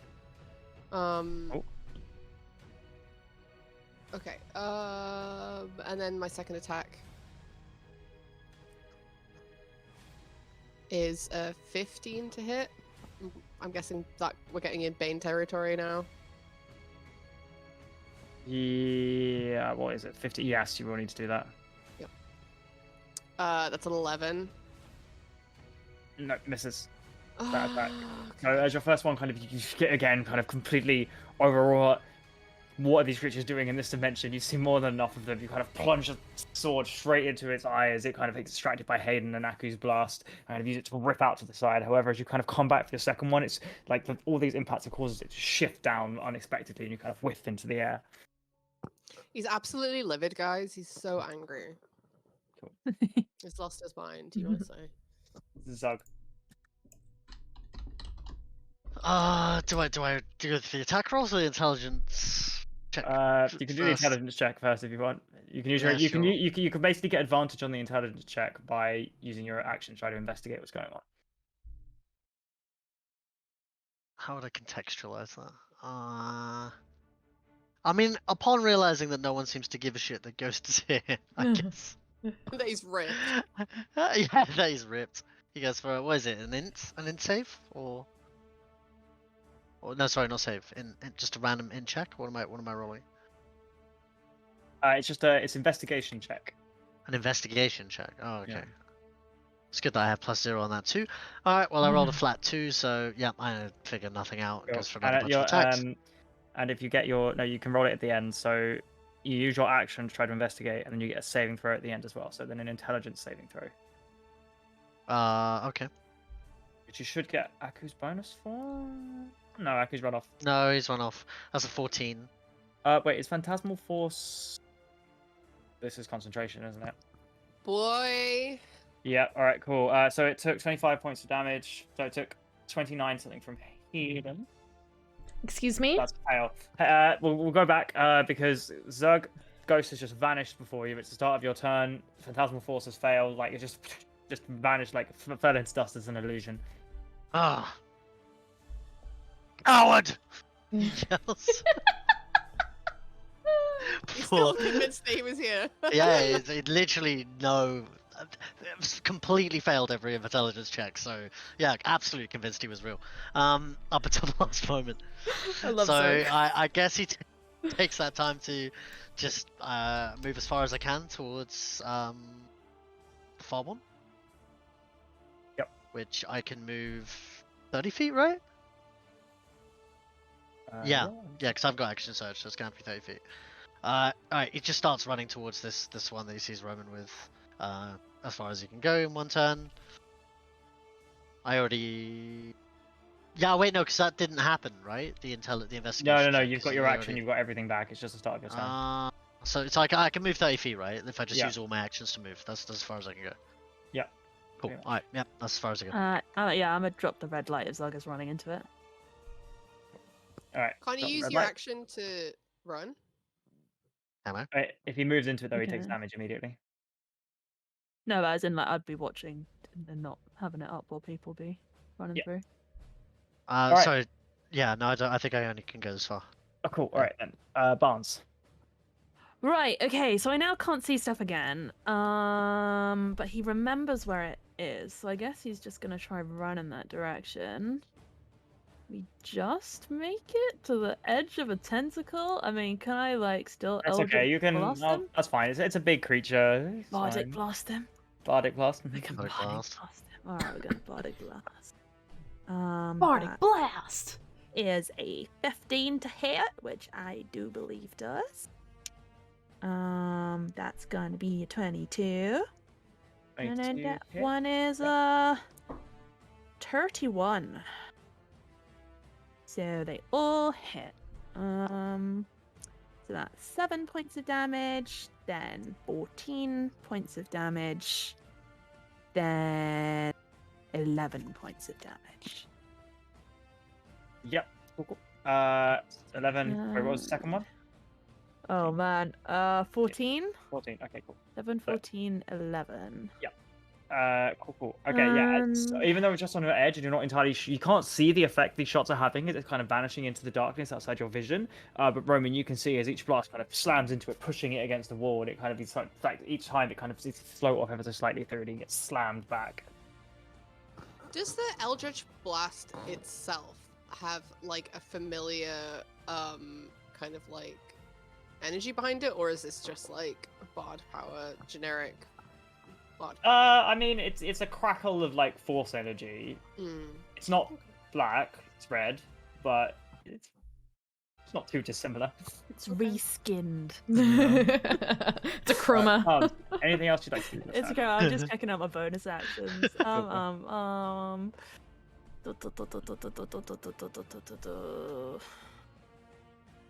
I think we're good.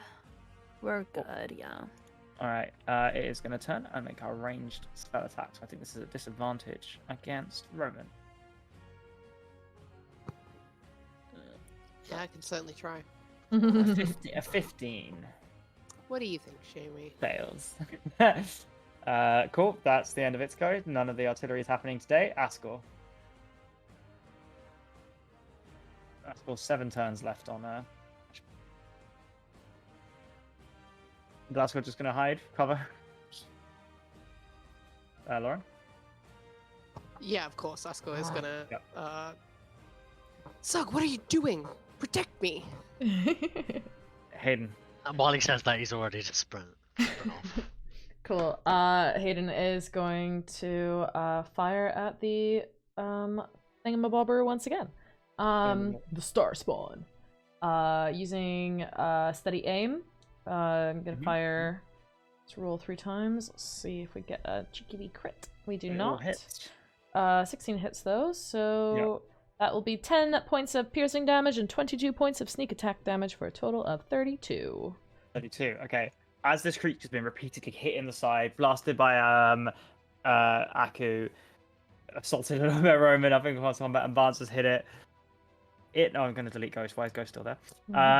It kind of, this final arrow just kind of slams it to the side, and this time it doesn't seem to kind of move off the wall and just kind of slides down. But again, as the wall portal kind of opens up, reaching in, reclaiming this as its eyes kind of go dark.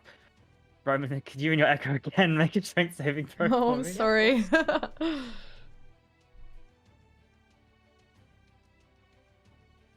so first one's a 24. Okay. The second one is a 13. The Echo gets pulled through, but you do not. You're not going back to that place. And again, as kind of stillness falls across, breathing heavily, none of you can see any other shapes. The lights begin to play trick on you. As ever so slightly, light returns to this room. You can see that, like, almost from these creatures' corpses around the portals where they've kind of been pulled through, there's a little bit of a kind of shimmer that goes outwards. And suddenly the walls flash a light with like purple lichen that you imagine probably lit this the entire time, but these creatures were either repressing it or were somehow siphoning the energy from it. So I'm going to remove the darkness effect so you can all see the entire room. Thank goodness for that. That was really annoying. What's the duration of the average round in real time?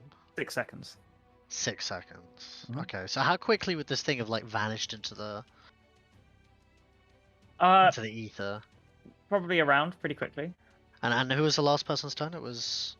It would have. The last person was Hayden. Hayden killed. I'm just right. I mean, Zug, upon probably not being able to see the thing that well, will have continued to run this direction, and then made a running jump where he would have quite impressively jumped about 10 feet in the air, but obviously nowhere near close enough to where this thing was flowing, and then just kind of landed with a kind of big grunt, slam on the ground. There's like from the other side, as kind of the lights come up. There's Ascor at the back, like The slow clap. slow clap. Where was that enthusiasm before, Zug? I mean, they're flying. Everything always flies. You were just standing there hitting the air. What was that about? Yeah, what was that? What do you mean I'm standing there hitting the air? It clearly disappeared back into the wall. Like, what am I supposed to do? Oh, a lizard or something. Oh dear. Looking around, could you all make perception checks? Ooh. Sure. Perception. Perception. Reception. 16. 11. 22. 21, but I imagine Roman's not feeling particularly in a perceptive mood right now. Fine. Oh my god, for once I don't roll like a 2 for perception. Okay, so 16 for Hayden, 21 for Roman, 20 for Aku, Barnes, 22. and Sorry, I'll Zug. roll fast score. I Yeah. rolled 11, so It's okay, 11. I scored Okay. 4. Looking around as kind of Ascor doesn't see anything. He's probably just berating Zug. With an 11 and under 15, you're looking around and there are lots of, you can see on the floor, lots of kind of coins and offerings and plates and kind of little wooden figures you saw up above. Some of them inlaid with kind of like tiny little gems. Lots of kind of books have been thrown down here. That you seem that a lot of these kind of on closer inspections kind of have carvings of the kind of symbol of the wooden staff with the circle around it of the Wild Mother, or Sylvanus' symbol of kind of a leaf and an acorn. Lots of these seem to have been offerings that presumably were dropped down here. On top of that, you see some of these, like you do see the boxes. Inside them are just kind of larger offerings again. But on the floor, kind of looking around, kind of combined, those of you who got 15 or over, looking around, you see kind of the bark of the tree and the roots have intertwined with this stone, and the floor looks too intricate to just be a simple pit that's been dumped into it. You can't quite get a hold of it. Those of you who got 20 or over, so Aku and Roman, looking down, these are almost arcane runes that have been kind of conscribed massively. You kind of take a step back, maybe step on some book looking down them. They're very disfigured and old, and some of them have been damaged, and the central portion obviously wasn't meant to be there, although it's uncovered some more. The runes maybe once would have done something. I think Roman could probably roll an arcane check to see. Could I also? If it's pointed out to you. I have a 22 on Well- perception. Oh, sorry. Yes, absolutely. Yeah, Roman is not feeling particularly perceptive or intrigued at anything. He's probably with both of his fists on the ground, his sword gripped between his fingers, sort of tightly, just sort of. So Roman will investigate Roman and Barnes will investigate the runes. Barnes, what you get? 23? 23. Okay, looking down, it kind of jogs your memory a tiny bit. You have a memory of standing, and this floor kind of moving ever so slightly, just on its own. You were just casually engaged in a chat, and it was moving you across the room. Aku, with yours, looking around, you see. Could you make a nature check for me? Yep.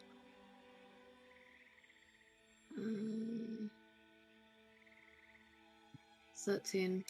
13. Looking at the bark of the tree and kind of everything that comes down and what you know about kind of the vagueness, you'd expect to see a lot more offerings that you gave here rather than wealth offerings. A lot of, pertaining to nature, animal skeletons, even if old, and they kind of aren't. And looking around at the tree, it's not quite the right shade of brown. Something is ever so slightly off, and it makes you feel slightly sick looking at it.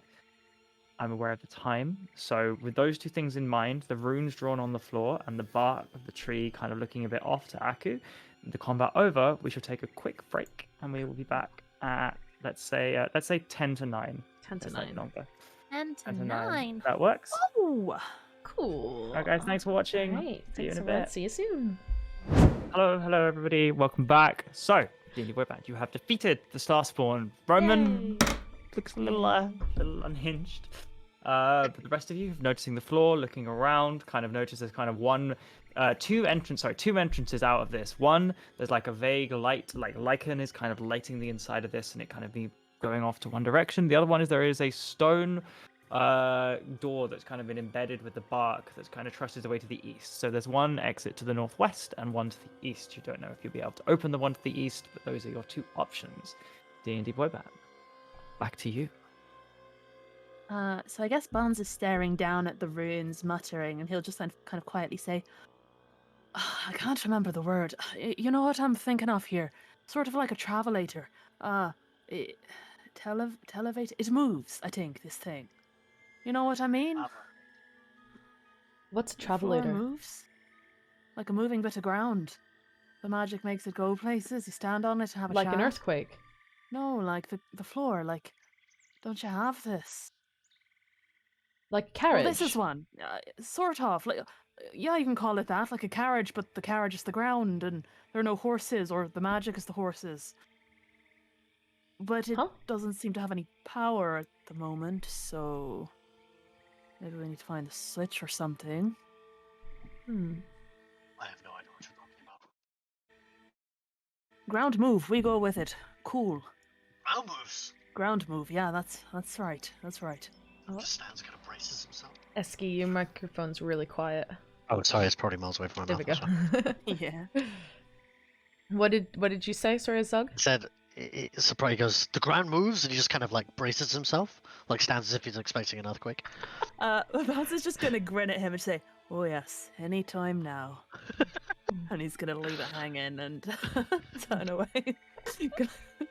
I don't know, I guess go mingle with the group.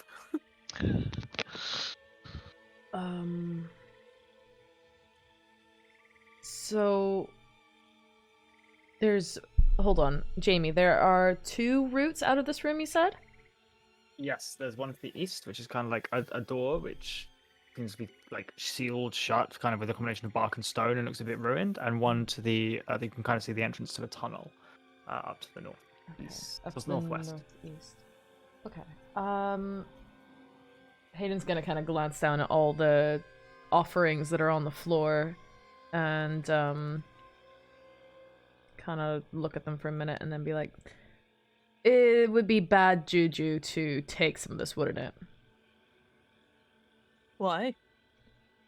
Well, this feels like it's a ceremonial offering place, right? So it'd be like robbing a grave, or I feel like the worst juju were the things from the far realms. Is that Roman? Is that right? Star spawn, did you say? Yes, but we don't want to anger the gods. Roman, you're right over there. you're looking a bit cracked out, my dude. Roman's just not responding. Oh dear. Barnes, a word of advice. When he gets like this, if you try shaking him, he will strangle you. So Oh, wow. maybe like stay like within like just a little bit further than arm distance. What if I'm gunning for that? Well, by all means, Zug, Asgore, let's give these guys some space. I'm kidding. So, Zug's still kind of prepared for the floor to start moving at any moment, kind of crab walks away a little bit. Zug, what are you doing? The ground's gonna move. No, it's brace no, it's not. himself. But Barnes said it was going to move. No. Barnes, what were you talking about?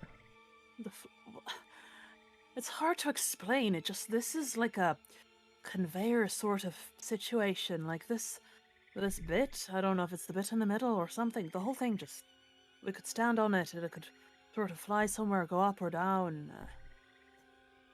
Seems like it's long broken though. But if you want to go That sounds terrifying. down, was it? Deep into this to find all of whatever's beneath it, Vespin, whatever. We probably Yeah. want to try and get it to move. See if we can get it to work again.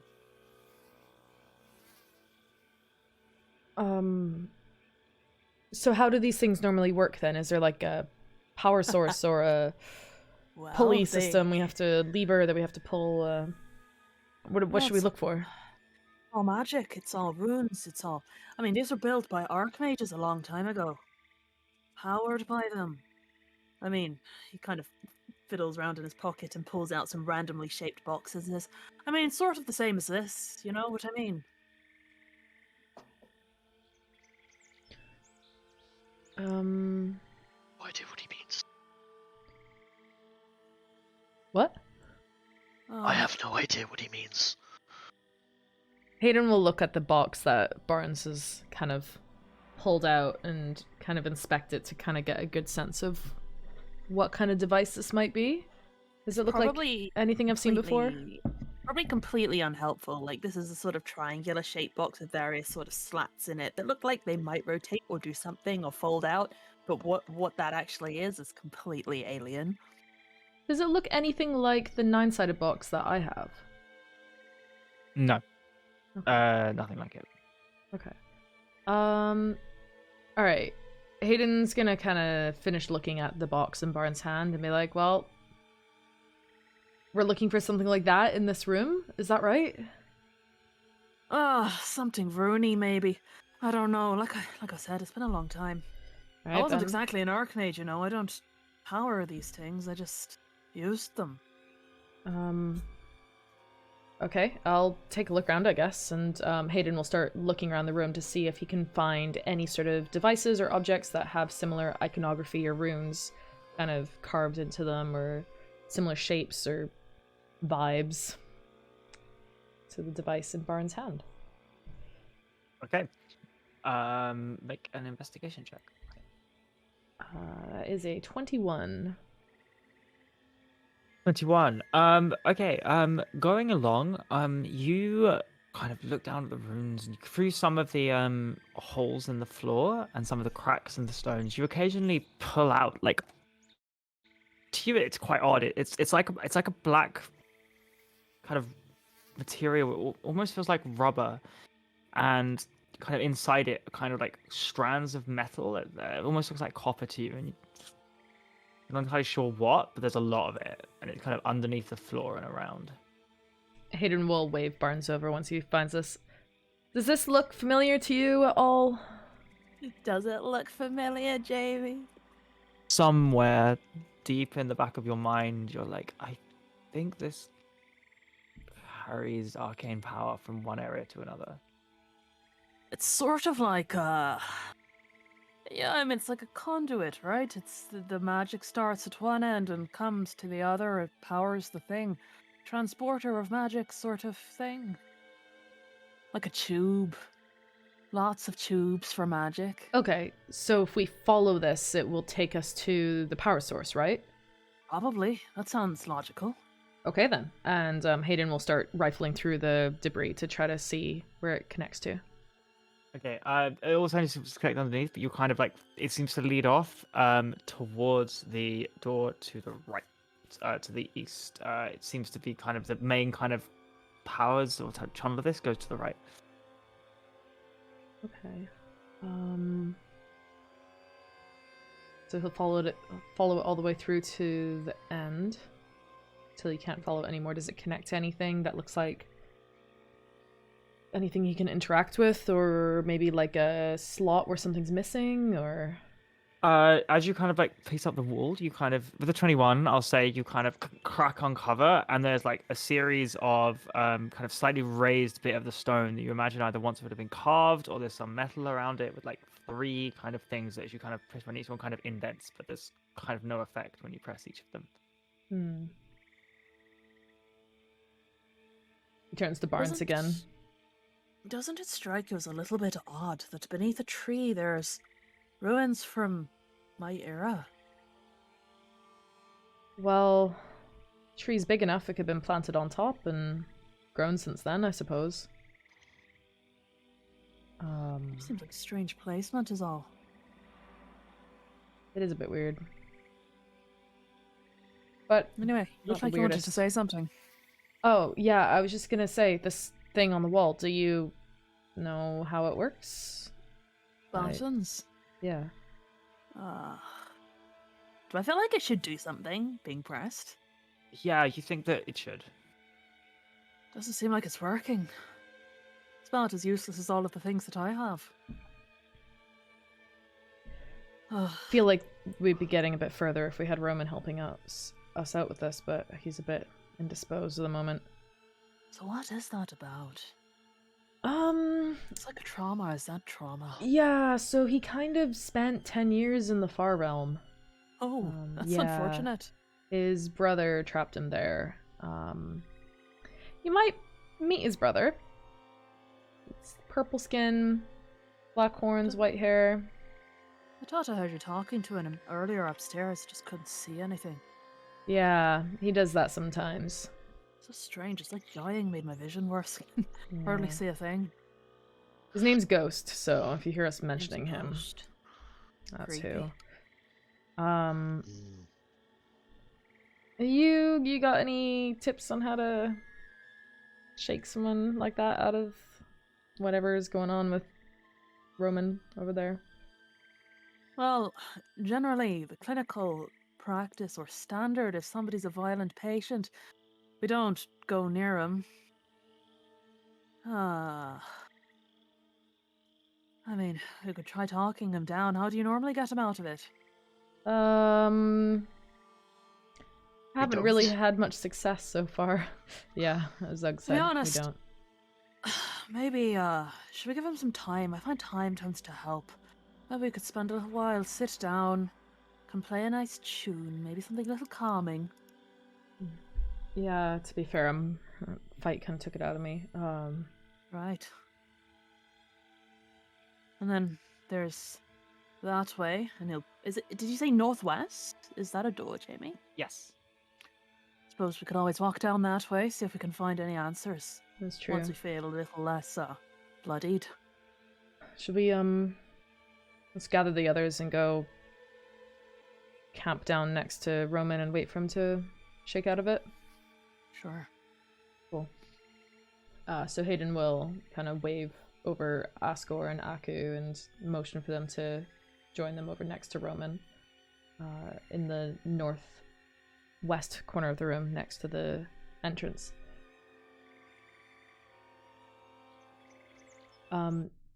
If I peer down the kind of doorway in the northwest corner of the room, can I see anything down there? Are we hidden where we currently are? Or... It kind of snakes immediately. Like, you get the sense that people would have to be quite close, and you might be able to hear them before you look at it. Cool. So the light kind of pervades down, and the light goes, but it's like there's a dead end and a turn immediately. Cool. I'm gonna just sneak like 30 feet down that hallway, and I'm just gonna set up an alarm. Let's see. I'm just gonna do an actual physical alarm, just using some string and a bell from my thieves kit. And just kind of try to disguise it between like some debris or rocks and in kind of like a common tripwire area, so we get a little bit of a heads up if something starts coming down this hallway. Okay. Do I need to roll anything for that? Make just a tools check. Use thieves tools. Thieves tools. Oh, how do I do a thieves tools check? It's your dex plus your proficiency. D20. Okay, so my dex modifier plus my proficiency, so plus 8. Okay.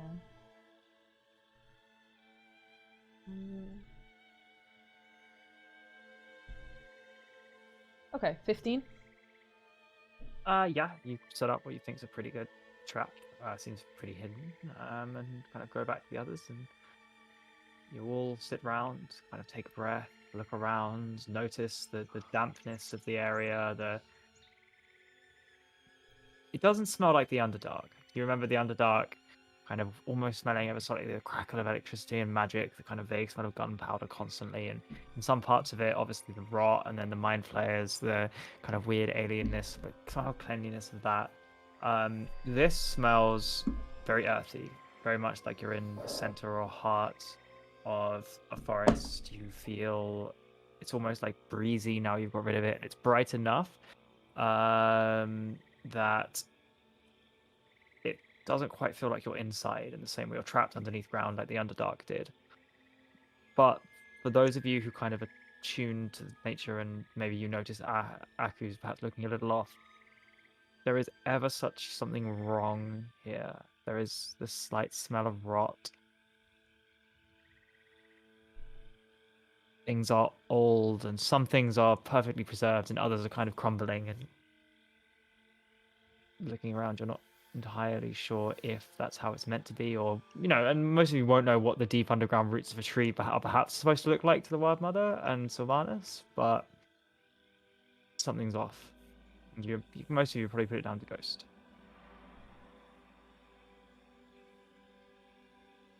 I'm gonna glance at Aku. Can I get kind of a vibe check from him? Does he look perturbed? I don't know how to say that word in English. Perturbed. Oh, I was right the first time. Nice. No, it's perturbed. Oh, is it perturbed? Does Aku look perturbed? Yeah, pretty much. Okay.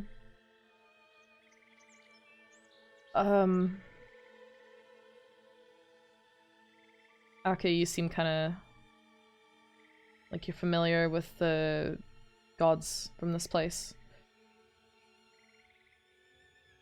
Are things... What kind of vibe are you getting from here? So Aku, to you, like you're very in tune with nature and how everything feels and how everything should feel. Like rot and decay is a natural cycle. There are objects here and parts that shouldn't be rotting but are. So like some of the stone itself is like beginning to kind of eat in itself, almost like an acid rather than nature. Some of it just smells off. The whole area makes you feel slightly unsettling. You just feel, as somebody who again is so aware and in tune, this whole area is giving you the heebie-jeebies.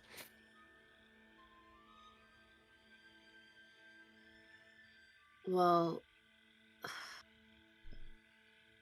I mean, something here is definitely unnatural.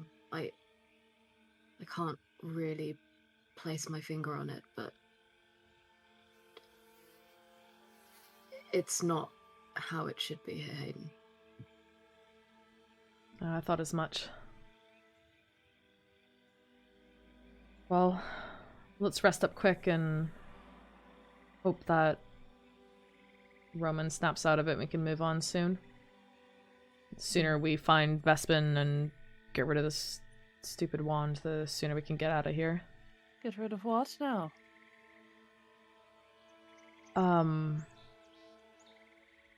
Puck.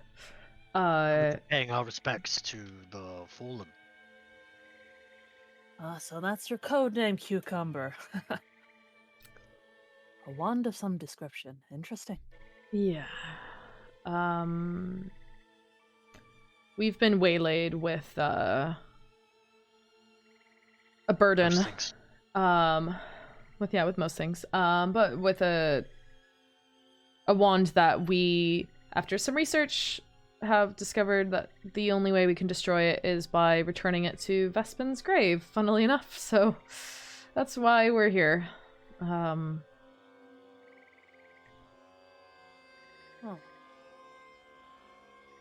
Very interesting.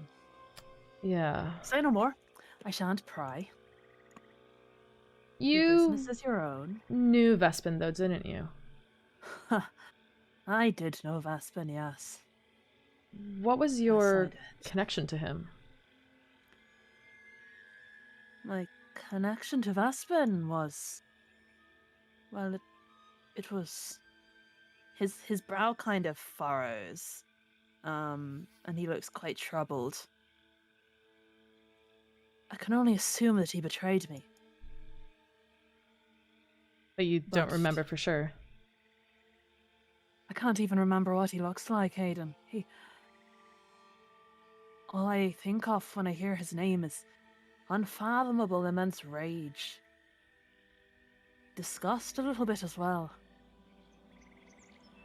No, I can't remember exactly what or why, but I cannot think of anything I want to do more than either kick his skull about or... I don't know. I don't know how to answer that question, Hayden, honestly. Hayden's eyes kind of widen a bit when he says kick his skull about. I'm like, I've got his skull in my bag right now. But he doesn't say anything. It's like I feel like I have unfinished business with him. And maybe it's closure that I need more than anything. I think Well- him dead might just do that. Good for you. We were in for a bit of grave stomping ourselves, so you can Right. come along and help us obliterate what remains of his bones into ash. I think he killed me, so I suppose that's probably why I hate him so much. I That think. would tend to make you not quite like someone. Yeah. Could be wrong. Who knows? It's a funny world, isn't it? Ha, anyway, Very. this is a Uh, little dark. I feel like it's probably bad to ask, but Do you remember how you died? Do I remember how I died, Jamie? Make all wisdom saving throw. Oh, Hmm. that's she a close to natural Aku? one. Oh no. 100 No. points of psychic damage. It was so horrifically traumatizing. Barnes dies turns back again. into Rasha. What? Character is obliterated. Nope, no idea. He blinks. Not a clue, but I couldn't find any wounds or anything outside of what's going on with my eyes, so they were quite polite about it, I guess you could say. Hmm. Well, maybe seeing his grave will trigger some memories for you. Although you maybe don't want to remember that particular bit. I suspect not. Ah, I don't know what I'm doing, honestly. I think what I'm hoping is that I'll figure it out when I see it, if you know what I mean. Yeah, for sure. I'm just sort of finding my feet in the world again. And it seems to be a very different world. I would have thought it would be a better one, but seems by all accounts to be much, much worse. It's not so Um, bad. It's improved a bit I since the wonder. calamity. I wouldn't know. Don't I really guess so, remember the yeah. calamity. Jamie, how long ago did the calamity happen? 900 years? Is that what year? are 10,000 we? years, isn't The it? divergence No. was 900 ago, right? Yeah, And so that's the end of the calamity. calamity. Yeah, so am I getting my timeline wrong? Because the calamity, there's two events. One of them, The calamity the calamity is yeah. the whole war, which started with Vespin doing the thing, and what? then it What's the best ended thing? with the divergence. Wait, there's a calamity mod for Terraria.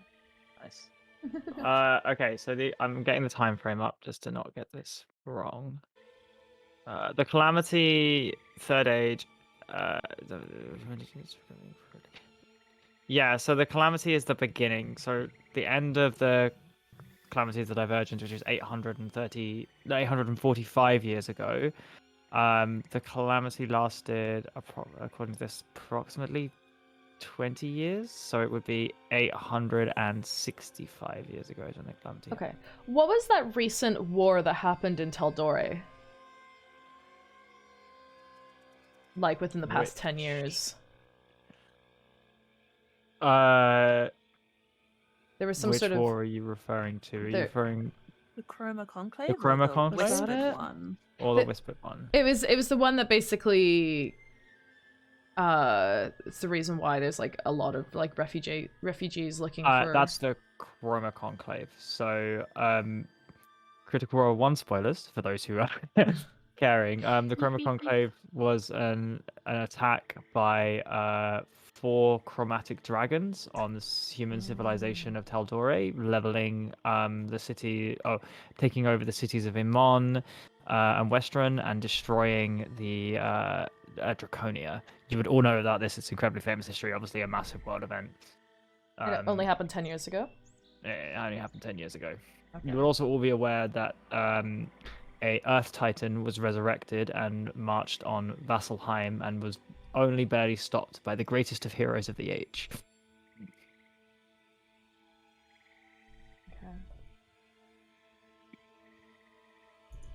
Okay.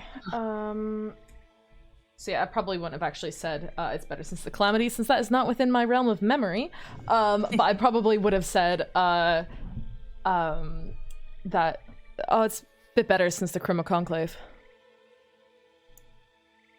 I couldn't even begin to guess what that means, so I'll just assume it's some cataclysmic event. Sounds about appropriate. Yeah, pretty much. So Roman, since the world sucks, why did you come back to it? Gonna test out the waters, see if Roman responds. I imagine his knuckles just turn a bit brighter as he sort of like grips into the floor. He doesn't. I saw that. You are listening. It's alright, we're all around you. Nothing bad's gonna happen and you're not going back there. I've also got some tea if you'd like some. Oh, I'd like some tea. I didn't ask you, but you can have some. Oh, thanks. Actually, food might be a good idea. And Hayden flips open his bag of holding and rummages through and then pulls out his magical frying pan. Nice. And he fishes the lid out, claps it on. It's empty before he claps it on, and then suddenly it starts to heat up. And then you start to see steam coming out of the edges of it, and a nice smell starts to kind of permeate. And then within a couple of minutes, he removes the lid, and there's a full home-cooked breakfast inside that can feed 3 people. Oh my god, that's the most amazing spell I've ever seen. Well, can only use it once a day, but it's pretty damn good. Bet you I wish you remember had this in going the to Underdark, didn't you? They used to have these feasts where you could conjure up all the food you could possibly imagine, just like that. Click of your fingers. Huge tables. Oh wait, hold on. You see Zach look you directly in the eyes and very serious face, being like, "Could you teach me how to do that?" Perhaps, but I think the Archmage Roman over there is probably a better choice for it. Seems a little more magically talented than me. Oh, Jamie, I'm just reading the small text in the magical frying pan. Adds 1d10 temp HP on a long rest. So does that mean I need to eat from the breakfast frying pan the night before I do a long rest and then I get 1d10 HP the next day? Or is it I get 1d10 HP and then that lasts until my next long rest? Lasts until your next long rest, I think. Cool. But it will override your current one if you do have any temporary HP. Oh yeah, I do right now. Never mind. That's fine. You can choose. I did not pull out the frying pan. No, you did, but I- you can choose to keep your existing temporary HP. No. Does anybody want some? And he'll offer it to the I others. mean, we could eat it for flair reasons, but I haven't got any temp HP right now. I've got Nice. 11 temp HP, so it would be a waste. How much does this give? 1d10. So it's a toss up what you're gonna get, but still it'll got my definitely be less than 17. It's 11. more than I've got none. I lost it, so Yeah. might as well. Okay, cool. Yeah. So do you want to roll 1d10? I'm doing it now. Hayden will look to Aku. You want some? That's a 10. Asgore will probably just Oh, start helping himself, baby. surely. Yeah, I Yeah, think so. Aspel will. Yeah, very true. Zug is incredibly excited to eat breakfast. He eats so much, he gets 10 hit points. Aku Uh, kind of looks like he's too uncomfortable to have an appetite. He just sort of shakes his head when he's offered.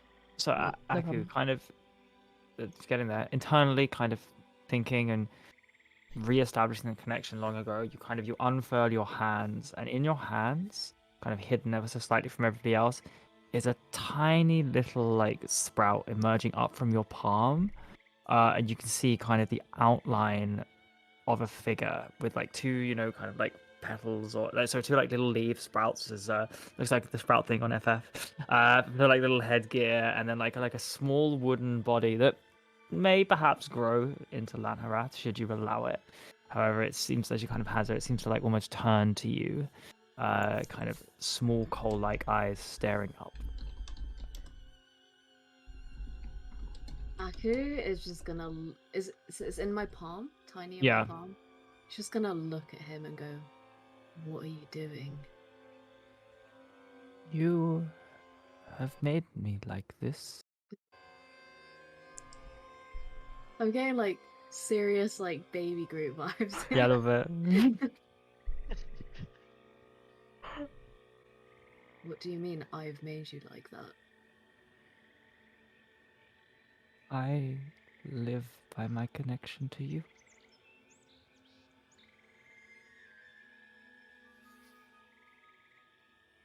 Aku is still kind of looking a bit confused at Lanharath. And You banished me, and it's all the strength I have left. I mean, does Aku feel like he can like will Lanharath back, or Yeah, probably over time, maybe, or with a strong enough level of will. How are the dreams?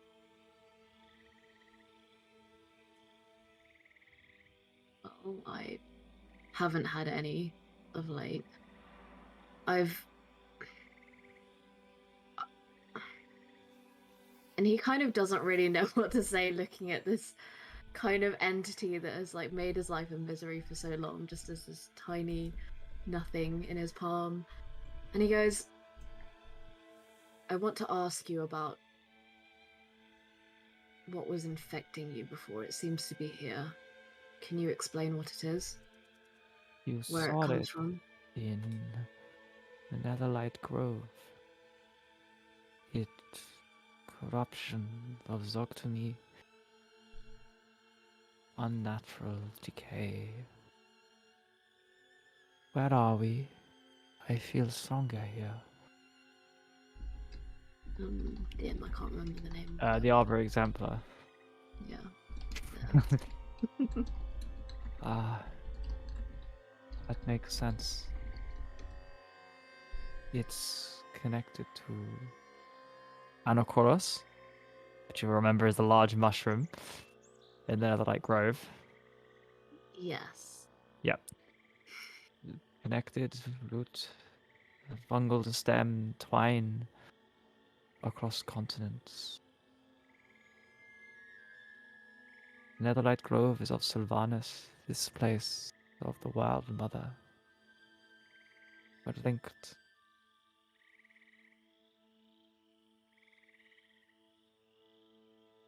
But this problem didn't stem from the Netherlight Grove. I mean... Go on. A similar force. But different. Something is siphoning its power, taking it, using it in perverse ways.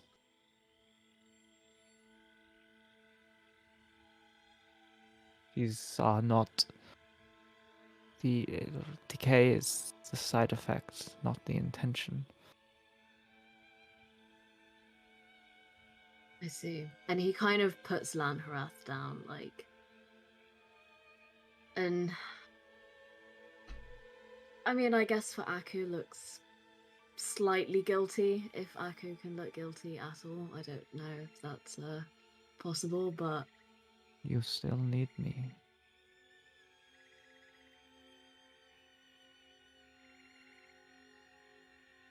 Perhaps. What do you The need? Dream Eater is coming.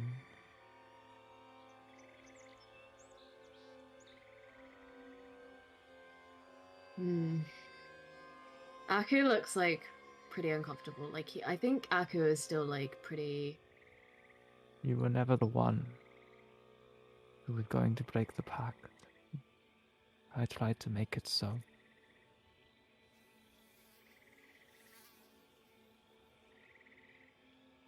Aku sort of takes a step away from Lanharath. Is this conversation happening out loud? Is Aku just? It's definitely in your head, but I think you wanted So to do we roll. see a tiny Hayden little wanted to roll a guy? perception check. 18. I'd say with kind of like putting like this here is probably fine, but when Aku kind of puts Lanharath down and maybe takes a few steps back, if that's what happened, it looks Yeah. a bit. It looks a bit odd. Hayden, what is he doing? Why is he standing up? I don't know. Hold on. And Hayden will stand and kind of approach Aku and be like, are you okay? Yes, fine. Why wouldn't I be? You just placed something on the ground, but there wasn't anything in your hand. I was just touching the ground. To the grass. Just touching grass. Do all of you see and talk and attack invisible things all the time? Do you do that as well, Hayden? Is that a feature of this group? Score, what about you? Oh, I stopped recently. Great. I kind of told Happy it to for leave you. me alone, and it did. I went through a phase, but I don't do so much anymore. No, I grow out with my invisible friends as well. Hayden will kind On of that note. Hayden will try to make eye contact with Aku. Is something going on?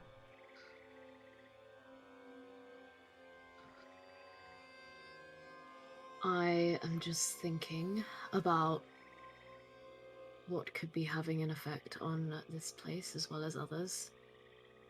Akko is like absolutely not looking at the ground where Lanarath is. He's like almost like looking everywhere, but he's not very sly. Can I insight check and see Go for it. if I feel like he's being evasive? 17? Yeah, I mean, he is.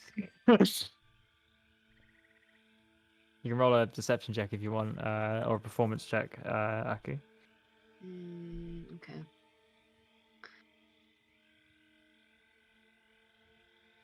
I roll performance, and that's 11. So 11. I don't Yeah. think he's trying very hard. No. Akko, you're normally a much better liar than this. Come on.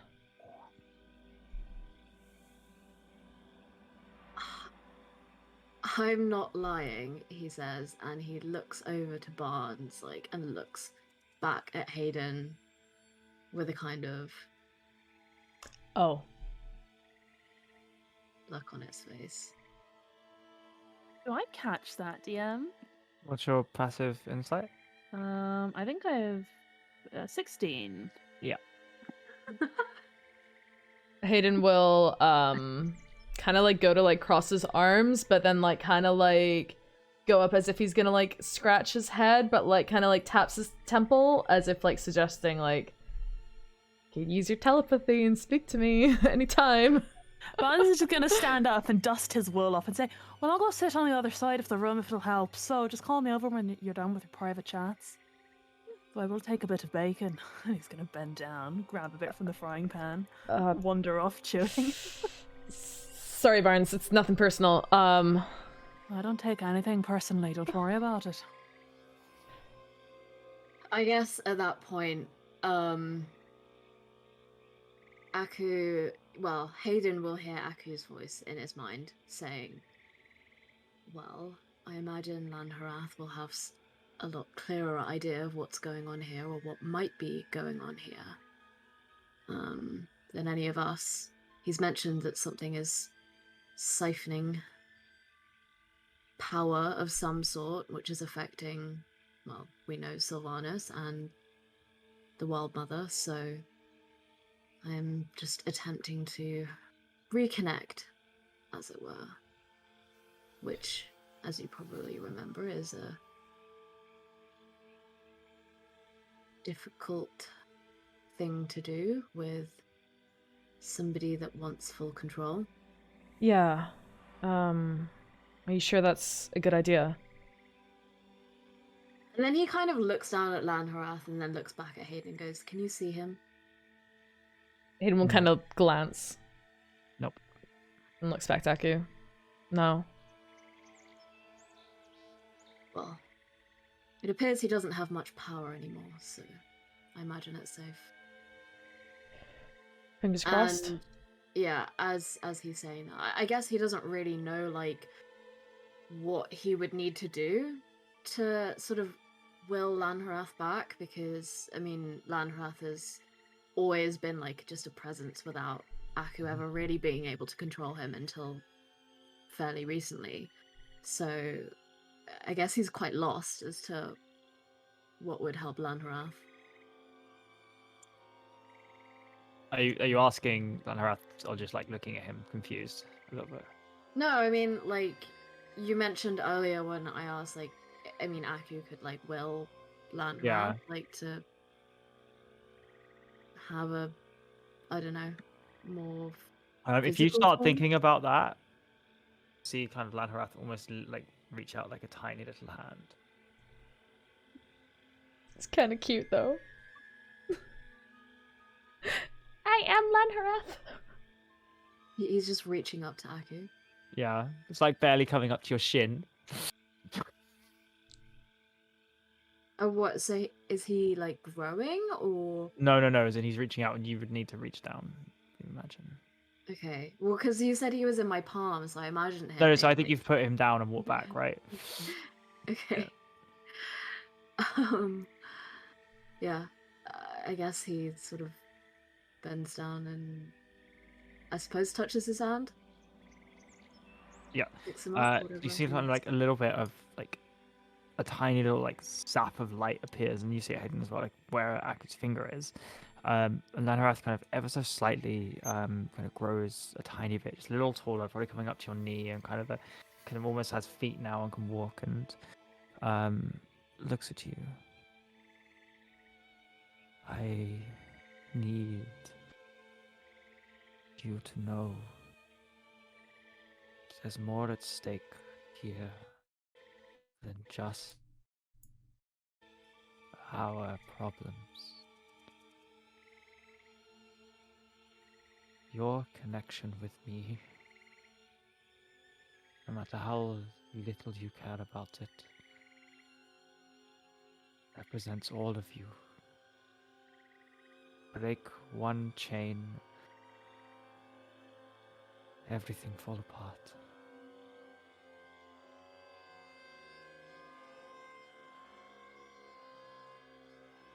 That's what he wants. He wants me gone. Who? Who are you talking about? Elenia, Ghost, Kyphon, whichever one you refer himself as. He said he's coming for you and your people. That means he wants me gone, and all like me, those who protect you, whether you like it or not.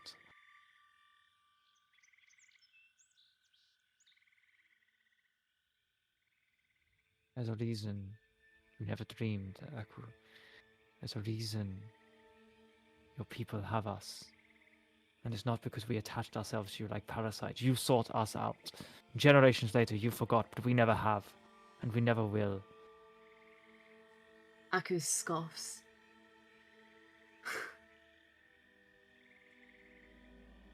Damned if I want to have some say over what my unwilling host does. The one that I devote all my energy to protecting.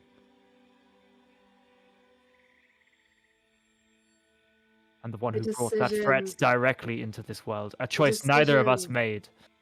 That my ancestors made have nothing to do with me. And you've done It's it. everything to do with me.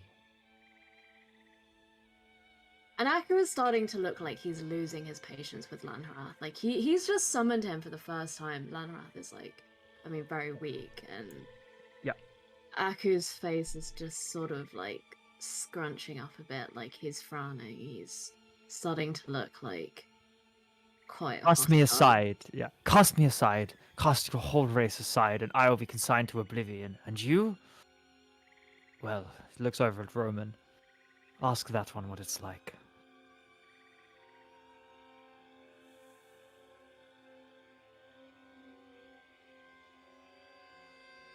So, can only Aku hear what Lanharath is saying? Still? Yep. Okay.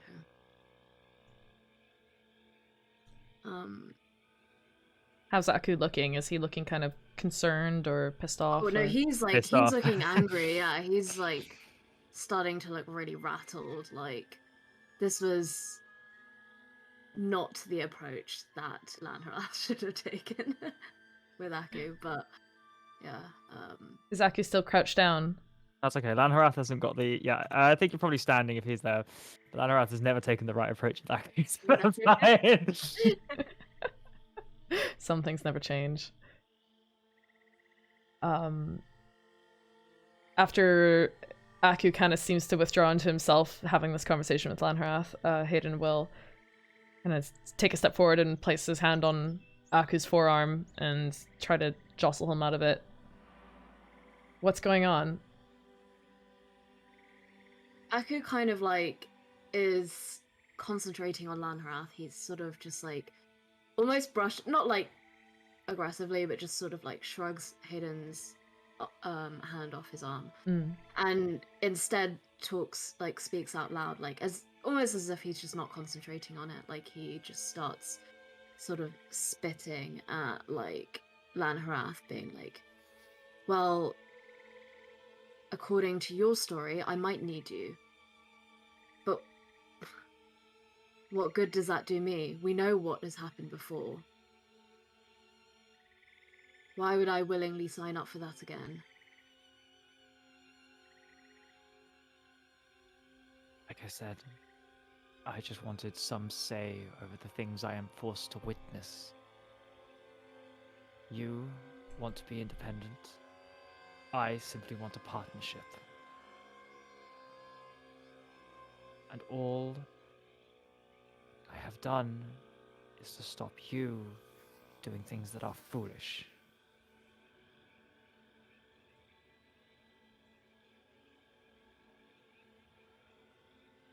Stop being a child and grow up.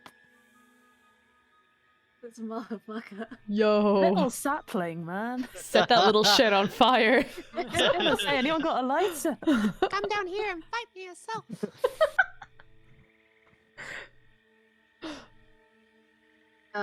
Yeah, just DM to Jamie, but yeah, I mean, like, regardless, like, of how curious and how logically, like, Aku might realize that Lanrath is probably, it's a good idea to have him around, like, that is the exact type of thing that is absolutely just gonna make Aku snap, and he just, like, again, scoffs at Lanrath and just walks away. It's just, he kind of is ignoring Hayden, like, Yeah. he's sort of, like, caught in his own thoughts. As you turn her back, Lanharat just has seemingly sunk into the ground and has disappeared. But anyway, Back will walk off, the rest of you. Roman, a wisdom saving throw for me, please. Of course. I love how Lauren's been like bundled up in her blanket, like how Oh, that like blanket, like- Roman needs like a little like Yeah, Lauren's been having Safety IRL jacket. far realm trauma Yeah. flashbacks. yeah. Isn't that gif of Kim Kardashian where she's like, Yeah. I send so many people that gift. I know, me too. It's like such a mood for me. I don't know. Yeah, that was a 6, Jamie. Nailing these sanity checks. Just Oh boy. All the stuff of the last thing, your eyes just glaze over, and you like, despite everything, you kind of feel yourself be pulled down. You don't know if it's happening or if it's kind of no one else is reacting around you, as kind of shadowy tendrils begin to pull you down back into the far realms. Could you make a perception check for me as you're kind of rapidly pulled down? 22. 22. Like everyone else's reaction, you realize this is just happening inside your head as you're like seemingly your spirit is dragged down beneath the floor. You kind of get this immediate waft of smell of kind of again rot, must, and just fly up towards your nose as you're dragged down, and everything just goes completely dark. And you know, based on that, the roll that nobody else has seen this, and you were just standing, sitting, laying, flying in the dark, Oh boy. and your consciousness is suddenly ripped one way through, and you feel like as if kind of again like purple is flashing before you, and your suddenly vision kind of flashes back in. You are in a surprisingly well crafted stone room. 1, 2, 3, 4, 5, 6, 7. It's kind of seven sides of kind of this room. And is it a heptagon? How many septagon? Septagon Seven-sided would be room. Yeah, 7-sided room, septagon. There are 1, 2, 3. There are 7 kind of little like lamps protruding out with like purple fire on them. And in the center, you see a large tomb made of white marble with the roots of the tree kind of reaching down, kind of almost gripping it like a claw. Yeah, and you kind of like see like various enchantments and runes kind of around the outside, up the barks of the tree and along the tomb. And you kind of turn around, there's a large kind of wooden door behind you that's completely unmarred by the rot and seemingly ageless. It looks like it could have been made yesterday. You kind of swirl around and you're completely unsure where you are.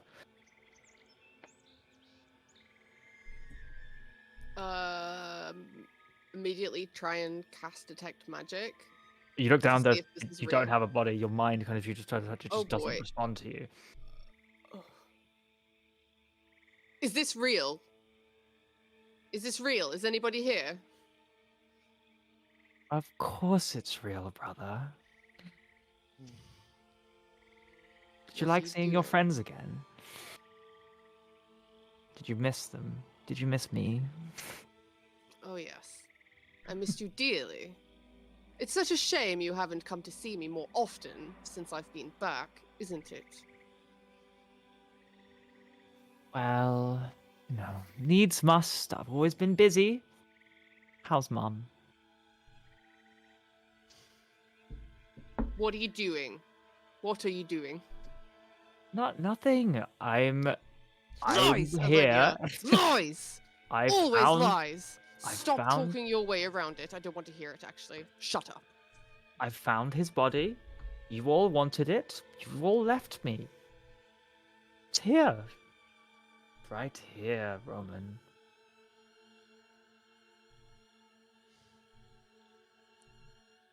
Oh, are we gonna be silent? What is your bargain, then? What do you want? Oh, nothing from you, except well, what's the word for it? Not revenge. Payback. Payback's better the word. You foiled me. If you hadn't gone blasting into that thing, this would have happened 15 years ago, and I wouldn't have had to put up with any of them, or anything else. 10 years. You delayed me. I doubt it was fun for either of us. What possessed you? Seriously, I don't mean now. What didn't possess you?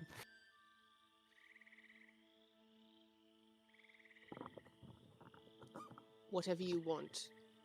You can rest assured one thing, is I will not allow you to get it.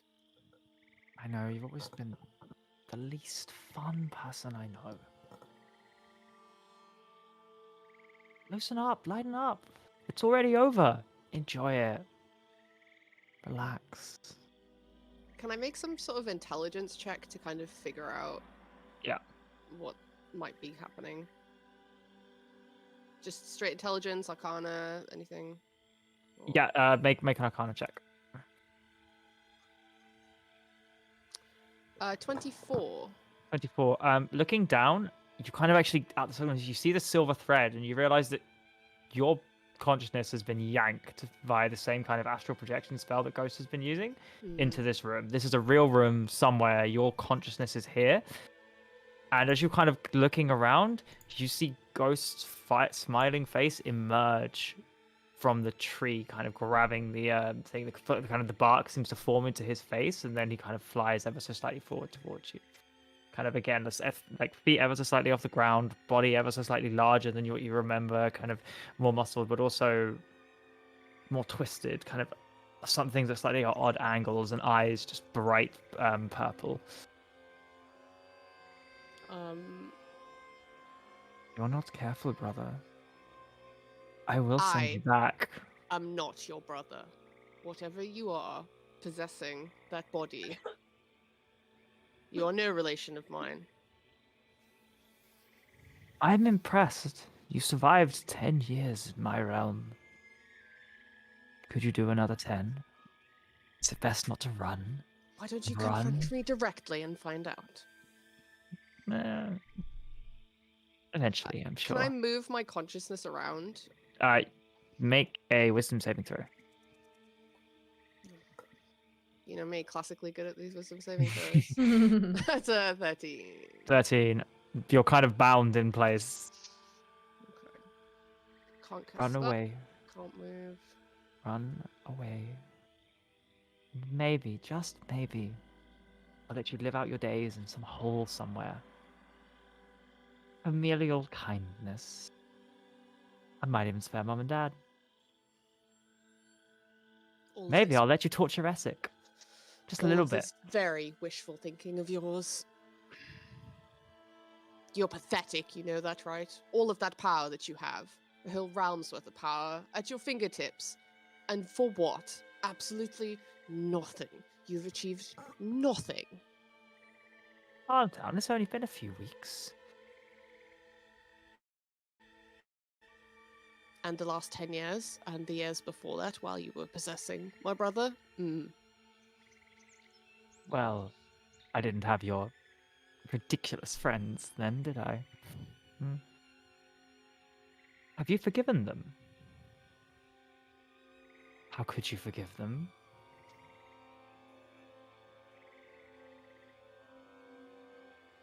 You think you are so clever, but you don't know anything. You don't know anything.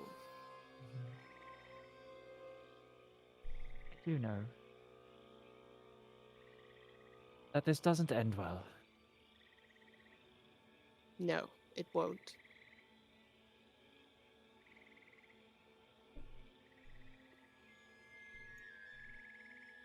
I've told him, and I'll tell you. I know, Aku. He'll give me what I want. Why don't you take a look what's inside the tomb? And you feel your mind being dragged forward ever so slightly, and you see Ghost kind of reach down and lifts up the lid, and you kind of imagine you might see some old skeleton, but inside, lying perfectly still, is Rasha. No. Sorry, I'm not there. Can I move now? Can I move? Yeah. Make another wisdom saving throw. That's my character, though. 15? Is that a pass or a No. fail? As you kind of like Ghost Hold seems on, to go hold out on. of your vision, but you just hear Um, whisper. Sorry, go on. What are you Can gonna I try? invoke my chronal shift, or do I need to? Yes, you can. Absolutely. Yeah, I would like to roll again, and I'll use a chronal shift. He's rewinding time to. Oh, mother effer! That's worse. 8. Why can I not do wisdom saves? It's terrible. Hurry up. Time's running out. And your consciousness slips back. Did I get a sense of, based on like what the roots of the tree looked like, or what the stone or soil or anything looked like, how deep it was? Did it look near to where we were, or? So I can probably know isn't that, but you got the sense that the architecture was similar to where you are. The tree, it all kind of is, underground roots. They're quite thick where they were. So thick where so so near, but the architecture certainly was similarly old. You had kind of the very similar runes on the ground. Like, you don't imagine it's significantly far from where you are. Okay. Come back to the same room.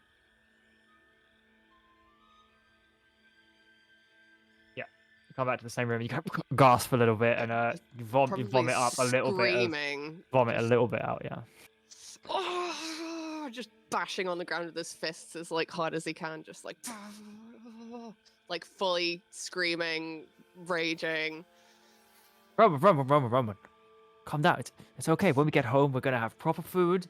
It's gonna be champagne, foie gras. I know it's not where we are right now. And it makes me stands up and just probably launches Ascor across. Oh just, my like, pushes him God. out the way.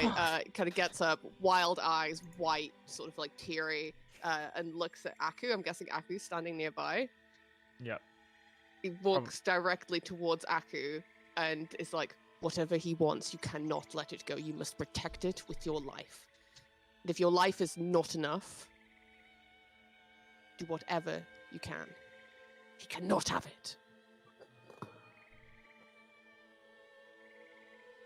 Aku is still in a pretty bad mood from what just happened. And he turns to Roman and says out loud, not trying to keep his voice down, and says, "You have no right to tell me what I can and can't do." Oh boy. Roman doesn't like that, so he grabs him angrily by the shoulder and he says, "You have a responsibility to everybody on this godforsaken planet. Whether you like it or not, this is a responsibility that has been bestowed upon you. Every other living soul could be at stake here. How selfish are you, really? How utterly selfish." At that, Aku kind of stands up and knocks Roman's hand off, like, that he's grabbing him with, and he sort of like straightens himself up and looks down, up. How tall is Roman? Taller now. Oh yeah, because you grew 6 inches, didn't you? Yeah, Aren't you 7 foot now? He's 202 centimeters tall. Okay, I don't know what that is. And... yeah, okay, sure. Well, he's gonna look up at Roman then. And just say, I don't owe anyone anything. Are you done?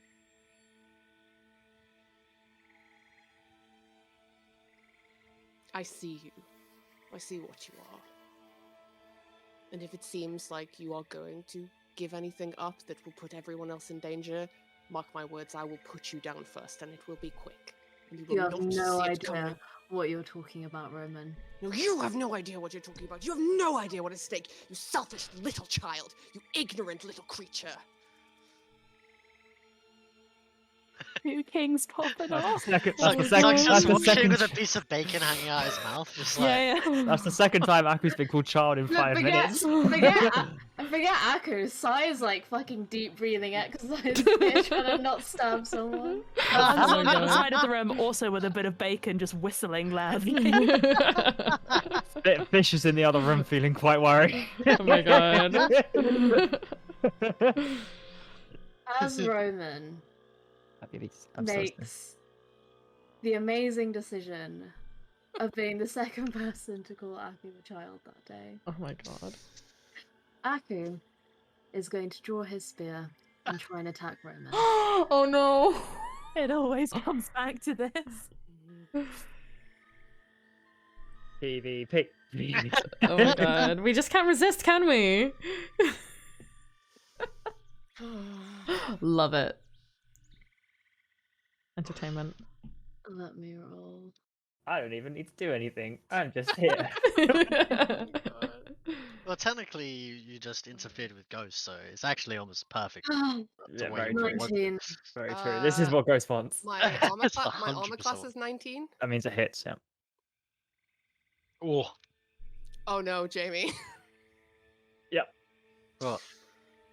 Could you roll a D100 for me, please, bro? What's just happened? Low is bad.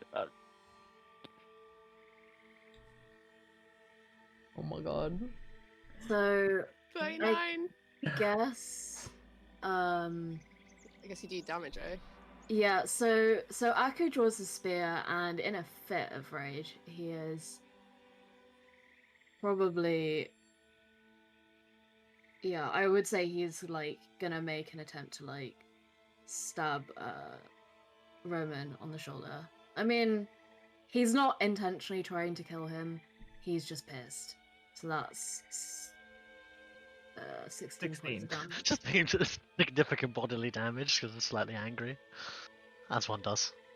As your sphere kind of, it does go into Roman, and like even if you're like only trying to, it's like only because you're pissed off, you're not trying to do damage. You're strong, and it's a solid sphere thrust that kind of like Was that goes through the 16 armor. damage? Sorry. 16 damage, Yeah. pisses through, and Roman's kind of tattoos kind of flare out from where it is, and some lightning kind of crackles back towards you, dealing 5 points of damage as like the sheer like crackling like eldritch blast kind of flies back at you, flicking you on the side. Yeah, 5 points. Roman. Oh boy. The Okay. rest of you, this is all happening in front of you. I'm gonna sidle up to Hade and just be like, "Is this an interfere sort of situation? Because I can certainly make them stop." I wouldn't recommend that.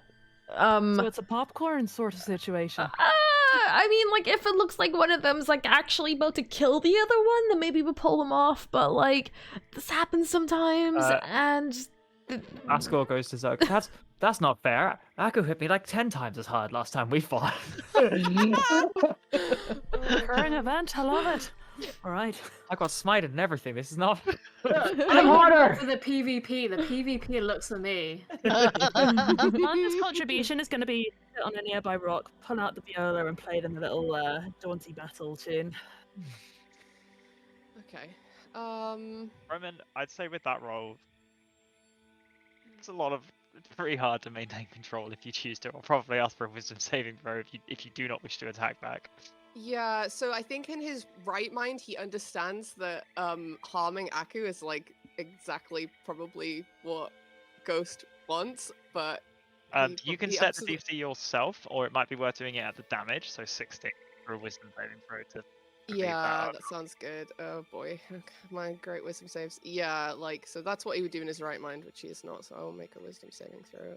And oh my god, a 7. I What would literally Roman do in his not right mind? probably summon an echo behind him, behind Aku. Oh my god.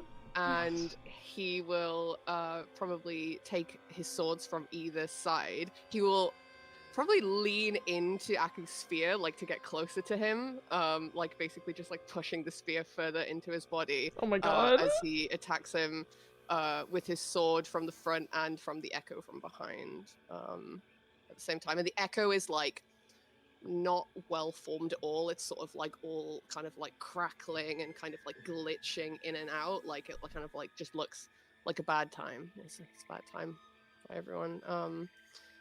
That's a okay. So the first one is a 13, which I imagine doesn't hurt. Nope. And the second one is 24. 24. That hits. Hits it. Okay. And that's 13 points of damage. 13. Yeah, sorry, anyway, 13 points of damage. Cool. I'll just kind of say, unless we'll go roughly turn by turn for Aku and Roman, unless anyone else wants to interject for any reason.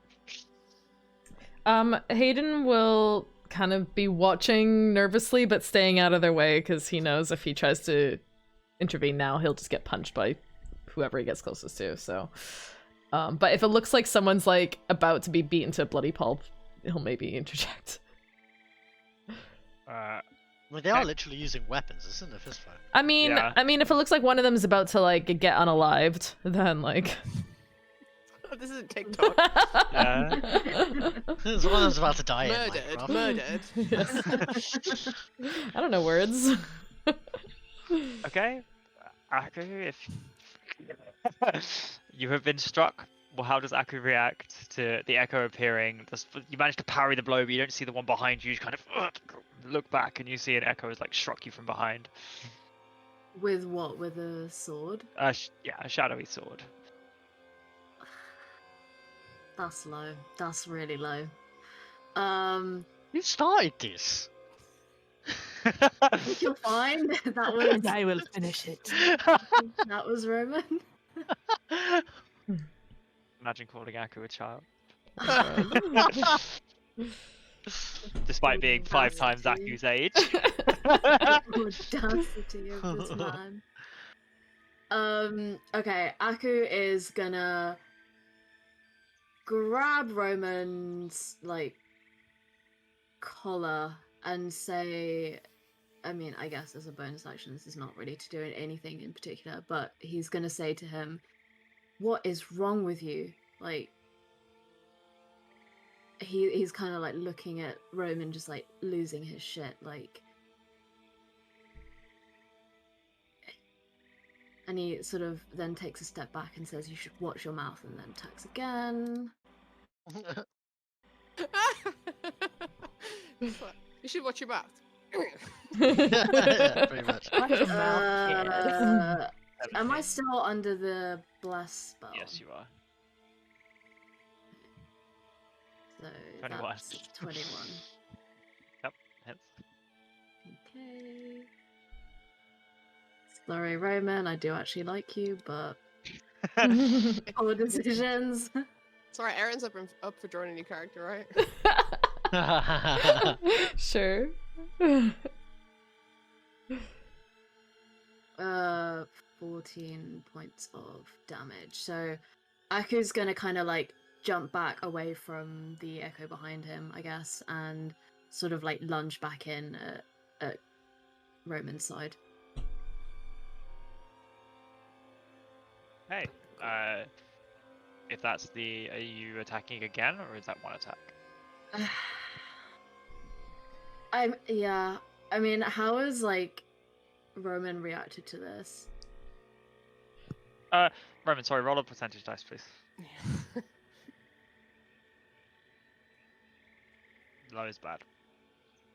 Yay! Hey. This time, the Yay. tattoos don't flare.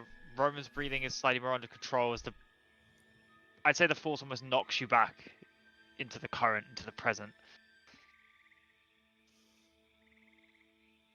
You don't get zapped by lightning this time, Aku, and Roman seems eyes a bit more focused. Yeah, obviously in pain, but perhaps less rage.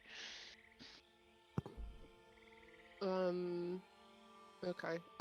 Yeah, I guess coming back to it a little bit, he kind of like look at his hands and look at the blood on his sword and I guess this, the stab that like has been done to Aku, and kind of like look around at everyone else just sort of watching them, and just if Aku will allow him, he'll probably pull the spear out of his shoulder and kind of like let Aku take it back, and takes a couple of steps back and just is breathing and staring and doesn't say anything.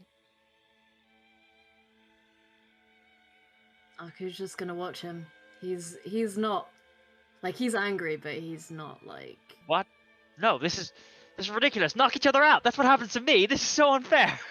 It's usually because you deserve it, Ascor. No, that's not true. Aku whips his head around at Ascor. Whoa! And gives him... Doug, protect me! Can I roll an intimidation check? Yeah, absolutely. And if I roll high, can Ascor piss his pants, please? Oh my god! I will unfortunately have to ask Luke. Okay, that's the 19. Well, you can discuss with Luke and we can come to it another time. But Ascor certainly backs off or like hides behind Zug, like, Zug, what am I paying you for? Get him! I'm not fighting him. Protect me. It's fine. No one's gonna fight anyone. You're fine, Ascor. Chill, dude. Speaking of which, all you wizards, kind of openly gestures. How are we getting out of this room? Well, there's a door to walk down, which I suggest that we do when we're finished killing each What? other. Like, they're literally in the middle of a fight, and Zug just turns around and goes, "So how are we getting out, boys?" Yeah, Is pretty that much. literally what's just happened? Yeah. Yeah, Zug's like, I love people Zug. fight all the time. I've never been Yeah. trapped in a room before. Fuck this. So desensitized to inter-party violence at this point. Well, we were taking a break because Nathan kind of points to Roman. He was checked out. Seems we're But- checked in at the moment, actually. Yeah, so maybe once they're done doing this, we can get a move on. If the DM says that we qualified for a short rest. You probably don't need to restart it, I'd argue, for Roman and Aku. No, But I was after- sitting down eating bacon. Can No, I the go? rest of you do. Roman and Aku will certainly need a bit more time to qualify for a short rest after that exchange. That's fine. Another 20-30 minutes, probably of the party kind of sitting properly. Barnes, Yeah. you reach down, and you're kind of picking up various things the other side, and you found the rune, and you kind of run on over, and you trip over something, and you look down, and it's a carving on the floor. Roll a religion check for me. Religion check. I have bless, yeah? Ooh. Natural 20, Jamie. Oh, hell yeah. Ooh. So, you trip over a kind of a golden helmet, and you pick it up, and it's two long horns on kind of a crown thing, and it's beautifully carved and dusty, and you kind of yank it out of the ground, and it kind of falls away, and you imagine it's been here a lot longer than the others. And you kind of go to put it on your head, and something just feels right about wearing it.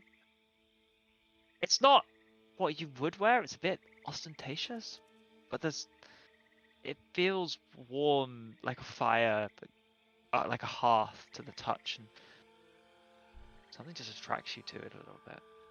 Oh. Okay, yeah, I'll put this shiny thing on, I guess.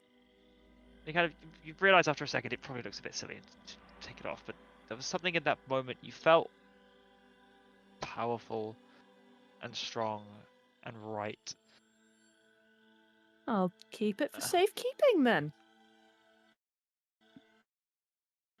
Interesting. Probably, I don't know, puts it in a pocket or something. Okay. Everybody else. 20-30 minutes go past. Roman and Aku probably just glowering at each other from across the camp.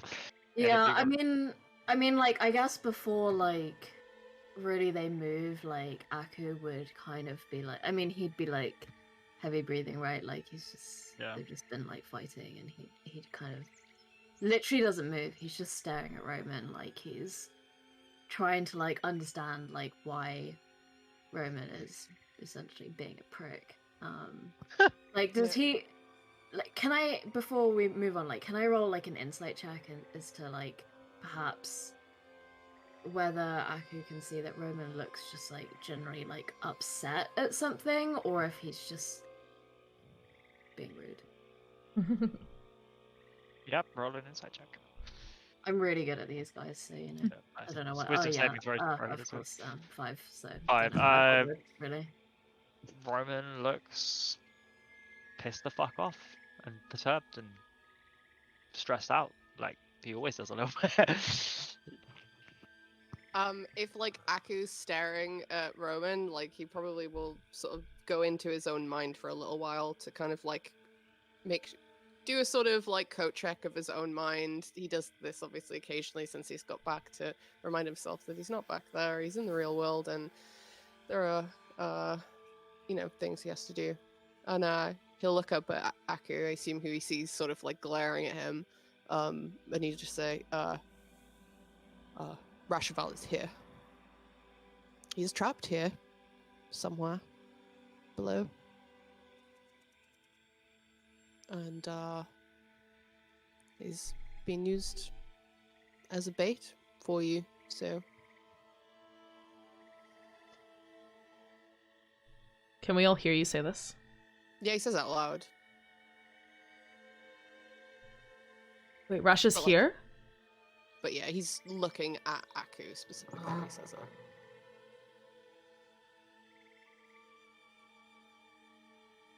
Aku like sort of breathes in pretty deeply and looks away and says, I didn't know he was here, but I'm aware of the situation.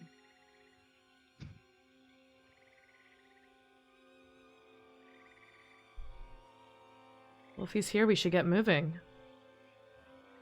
What Roman is trying to say is that if we save Rashaval, the likelihood is I will be unwillingly giving Ghost what he wants. I don't believe it will be unwilling. I believe that you would give him what he wanted to save him. What is it you'd be giving Ghost? What does Ghost want from you?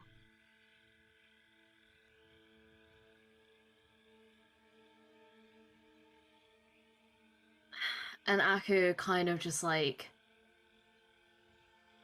sighs and says, well, I don't exactly know. It's Ghost. He talks in riddles all the time. He said, my people, and he doesn't mean the Kalashtar, he means the quarry spirits. Oh. Is he worth it, your friend? Yeah, of course. I mean, but what does it mean if he gets quarry spirits? You can't just give him all of them, right? Can you even get rid of the one you have? I don't know how it works, Hayden. I don't even understand Lanharath in the slightest. I mean, you saw me speaking to him. I can't even understand what Lanharath is saying to me.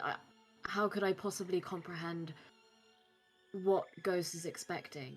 But we can't sit here and pretend that we'll be able to just leave Rasha to die down there. No, we can't. We have to save him. And we won't. That was never an option. My advice, though, signing a contract when you only know what one side of the bargain is, that's ill-advised. If you don't know what your quarry spirits or whatever are, or what giving them up means, then I would have to call into question as to whether or not that's a trade you want to make. I'm sure he's great, your friend, but... Barnes, at the mention of the word contract, again, deep in the back of your mind, it just tickles. And there's a little laugh, and again, the clatter of kind of pouring of wine and party off in the distance. Anyway, the rest of it was said. And as as Barnes says, oh, I don't know if your friend is worth it, basically. I mean, Aku's not gonna look happy at that. He's just gonna, like, give him a dirty look and look back at Roman and kind of walk up to Roman and lower his voice a little bit. As if he's trying very, very hard to control his natural instinct, which is to lash out at him. I understand the weight of the situation and that giving Ghost what he wants can't happen. I understand that, Roman. But you're not close to Rasha like we are, or like I am. You can't expect me to easily make that decision and leave him down there. And he sort of, like, looks like the anger is, like, slowly seeping away and says, if you want to talk to me about something, perhaps exercise common decency. And briefly touches Roman on the shoulder and casts Lay on Hands to heal Roman back to full health, and then stalks off to the other side of the camp. Wow. All Now right. who's the child, bitch? So, as you're all sitting around, get back to every session someone hearing something in a voice, I promise. I'm not gonna go there. Hayden. Hello? Hayden. Whoa, wait. Hello? Hayden. Hello? Do you have questions for Vespin? How the fuck am I hearing you? I'm not attuned. Did you say that out loud? He yells Yeah, in the camp. he Yeah, fucking just yeah. yells that outside out loud. Hans just puts his head in his hands and goes, oh, another one. I don't believe it. Actually, I don't have one anymore. Anymore. Why do you keep saying that? Hayden's kind of like looking around My himself, Sean is like, hey expecting- baby, what up? Hey baby, You up? up? You up? Hey Where girl, you been? How you been? What you my up to? parents aren't home. He's like, what are you wearing?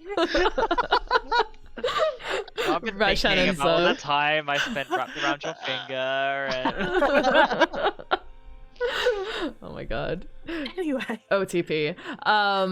Hayden's like frantically looking around himself, like expecting the wand is just gonna be like sitting next to him, like mocking him, but he doesn't see it.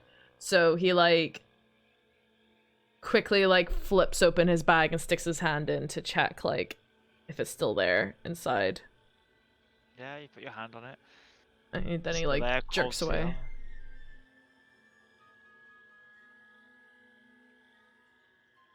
Does it say anything else? No. What do you want? Well, don't you have questions for Vespin? Why? What would I have to ask him? It could be nice to Barnes.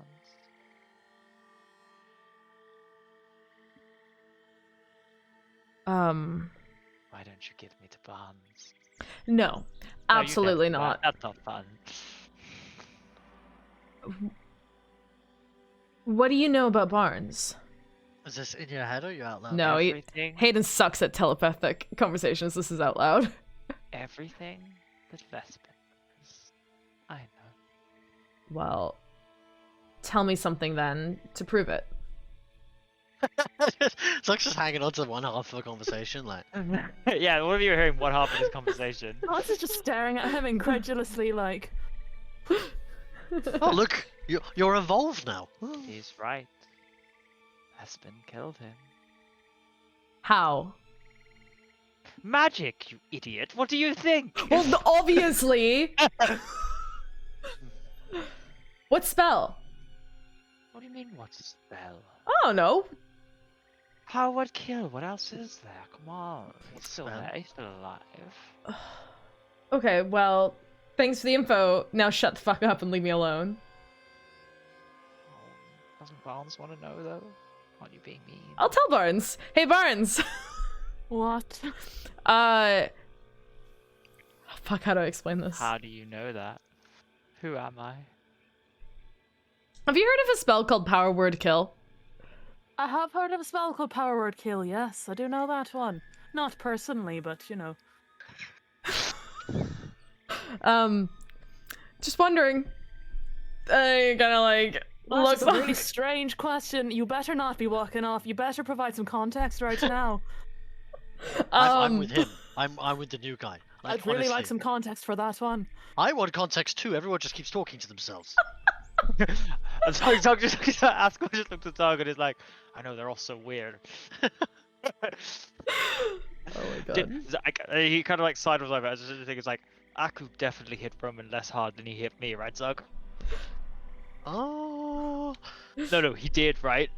I mean, I'll up your he's- pay. Oh yeah, then he definitely hit harder.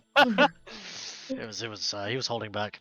Oh yeah, it's good. I good. mean, I everyone thought saw me smite him, so, you know. Sorry, Hayden. Go on. Elaborate, please.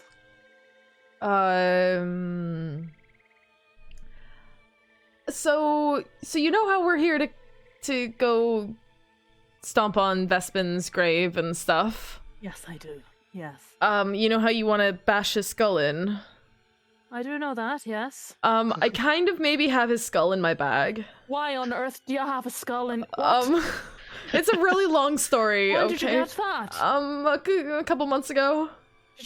Did you kill him? No! No, he's been dead for 900 years! Well, then let me punch it. Well, I wouldn't recommend it because it's very evil and will probably try to take over your mind. Of and course it's evil, it's Vespin and Chloras. yeah, so we're gonna try to destroy it, and then you can stomp on the remains. If it's already destroyed, how will I stomp on it? There'll be some left, I'm sure. Can I at least see it? I don't know if that's a good idea. Hayden, Oh, you can show it to him. just come back to life after nearly a millennia, dead in the ground. I have no relation to anything in this world. Well, I you're have no related purpose to to us. be here. You're our And you're friends telling me- now. So You're telling me that the purpose that I am looking for is inside that bag. You just have it. And you're not even going to let me look at but it. it's That's callous. it's not callous, okay? The rest of you hear this, so like It Roman is and Aku and cruel, Slug and Hayden. Asco. Look, all right. It is a little callous, actually. No, Should no, probably- okay. It's for your protection and for our protection. Don't need 'cause- protecting, Hayden. Well, we do because the last time someone fucking touched that thing, one of our friends died. Okay, don't so want to touch it. Just let me see him. Roman stands up and walks towards them. And he looks Barnes dead in the face with just the most deadpan expression. Like he's just completely done with everything that's happened so far. He's just over it. You heard of the Demon Prince of Orcus? Yes. That rings a bell. Yup. Yep. Well, this is one of his magical little tools, and you will not be holding it nor touching it. We are here to destroy it. And that is the end of the matter. Vespin's skull is on a tool of Orcus. Indeed. it seems to be the yeah. case. He turned into a cucumber.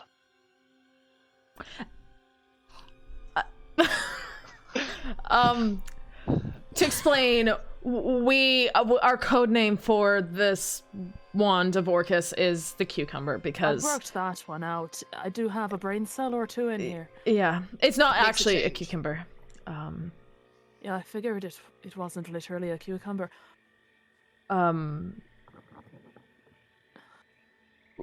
We Vesper's skull is connected to Orcus, the demon prince of undead.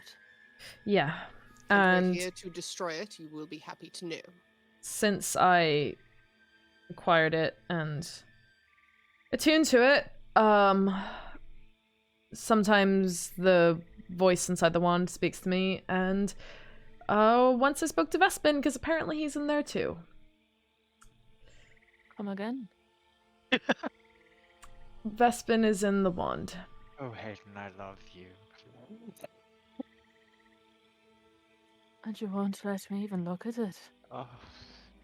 Oh, surely you could just let him look at it. It's not gonna hurt.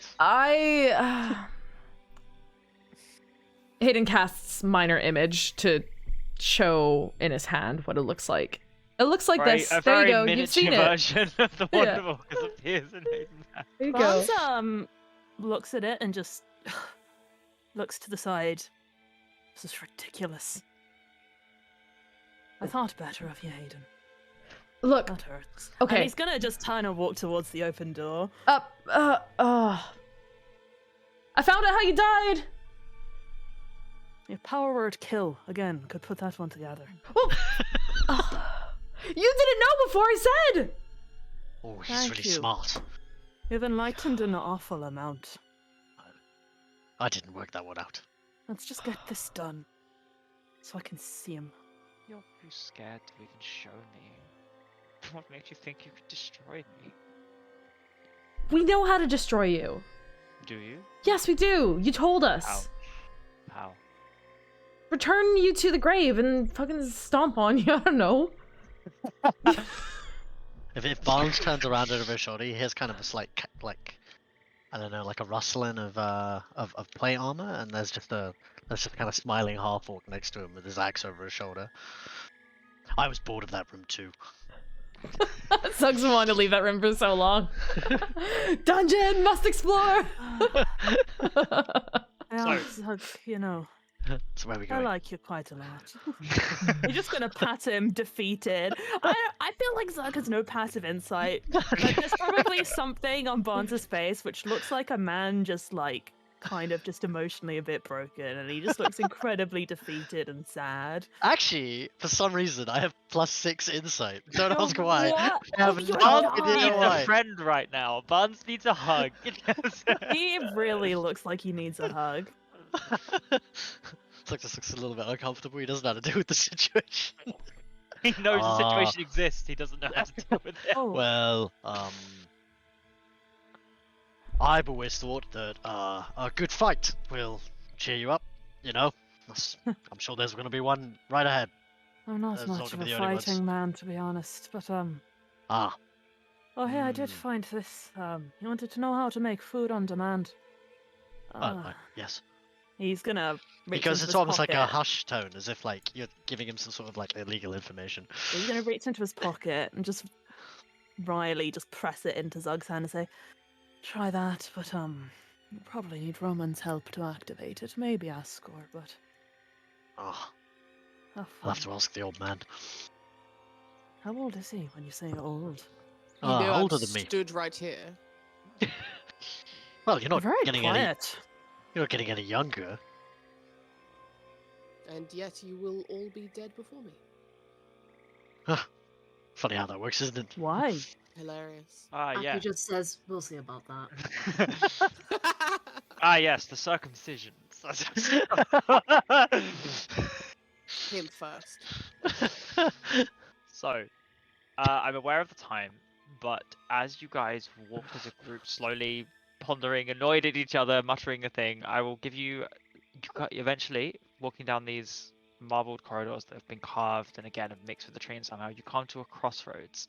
There are 3 ways to go, and I will leave you with information as to each, and you can decide where you want to go between now and next session. Down 1, there is a faint. The only difference seems to be a very faint glow from each of them. Down 1, there is a very faint purple light. Down 1, a very faint green light. Down another, a very faint blue one. If you want to know any more, you can message me what kind of check you want to do between now and then, and the group can chat about it. But basically, you have a three ways to go choose: blue, green, or purple. again, if you want to check, let me know. Each one is facing downwards. Aku probably has an idea of which direction Ghost is in exactly, but that might not be the way that you choose. As in, like, sorry, just because Ghost is straight on doesn't mean that straight on is the quickest or actually the way, as it were. Do I have Cool. any memory of this place? We can talk about that as well. Does Aku know which way the air smells less foul? Cool. However, I had rooms prepared, but I guess we didn't need them. We spent an hour yelling at each other. Yeah, I mean that's partially my fault. I'll take responsibility for that. Standard boy band behavior. Literally, it's general like internal pain to be like, I know my character's gonna act like this, but like this is gonna slow everything down so much. Yeah. That's okay. So we will see as the group treads deeper below the Arbor Exemplar, exploring more than 2 rooms in my dungeon that I have created. Perhaps coming to Rash's rescue, maybe not, and destroying the Wand of Orcus, maybe. Restoring Barnes' memory. But everyone, thank you so much for watching. I appreciate it. I hope you have a good night. And let us know who we're raiding if you have somebody lined up. Erin. We do. We're going to be raiding Melmo Plays, who is an LGBTQIA streamer running a one-shot with the community right now. So let's go over and give them some support. Let's see. There we go. So if you all want to load into the raid, get your emotes ready to say hello. And let's go on over. See you guys. Oh, I need to load the thingy up. Uh-oh. Oh no. 1 second. I've got the button. I'm ready. Okay. See you guys next week. Bye.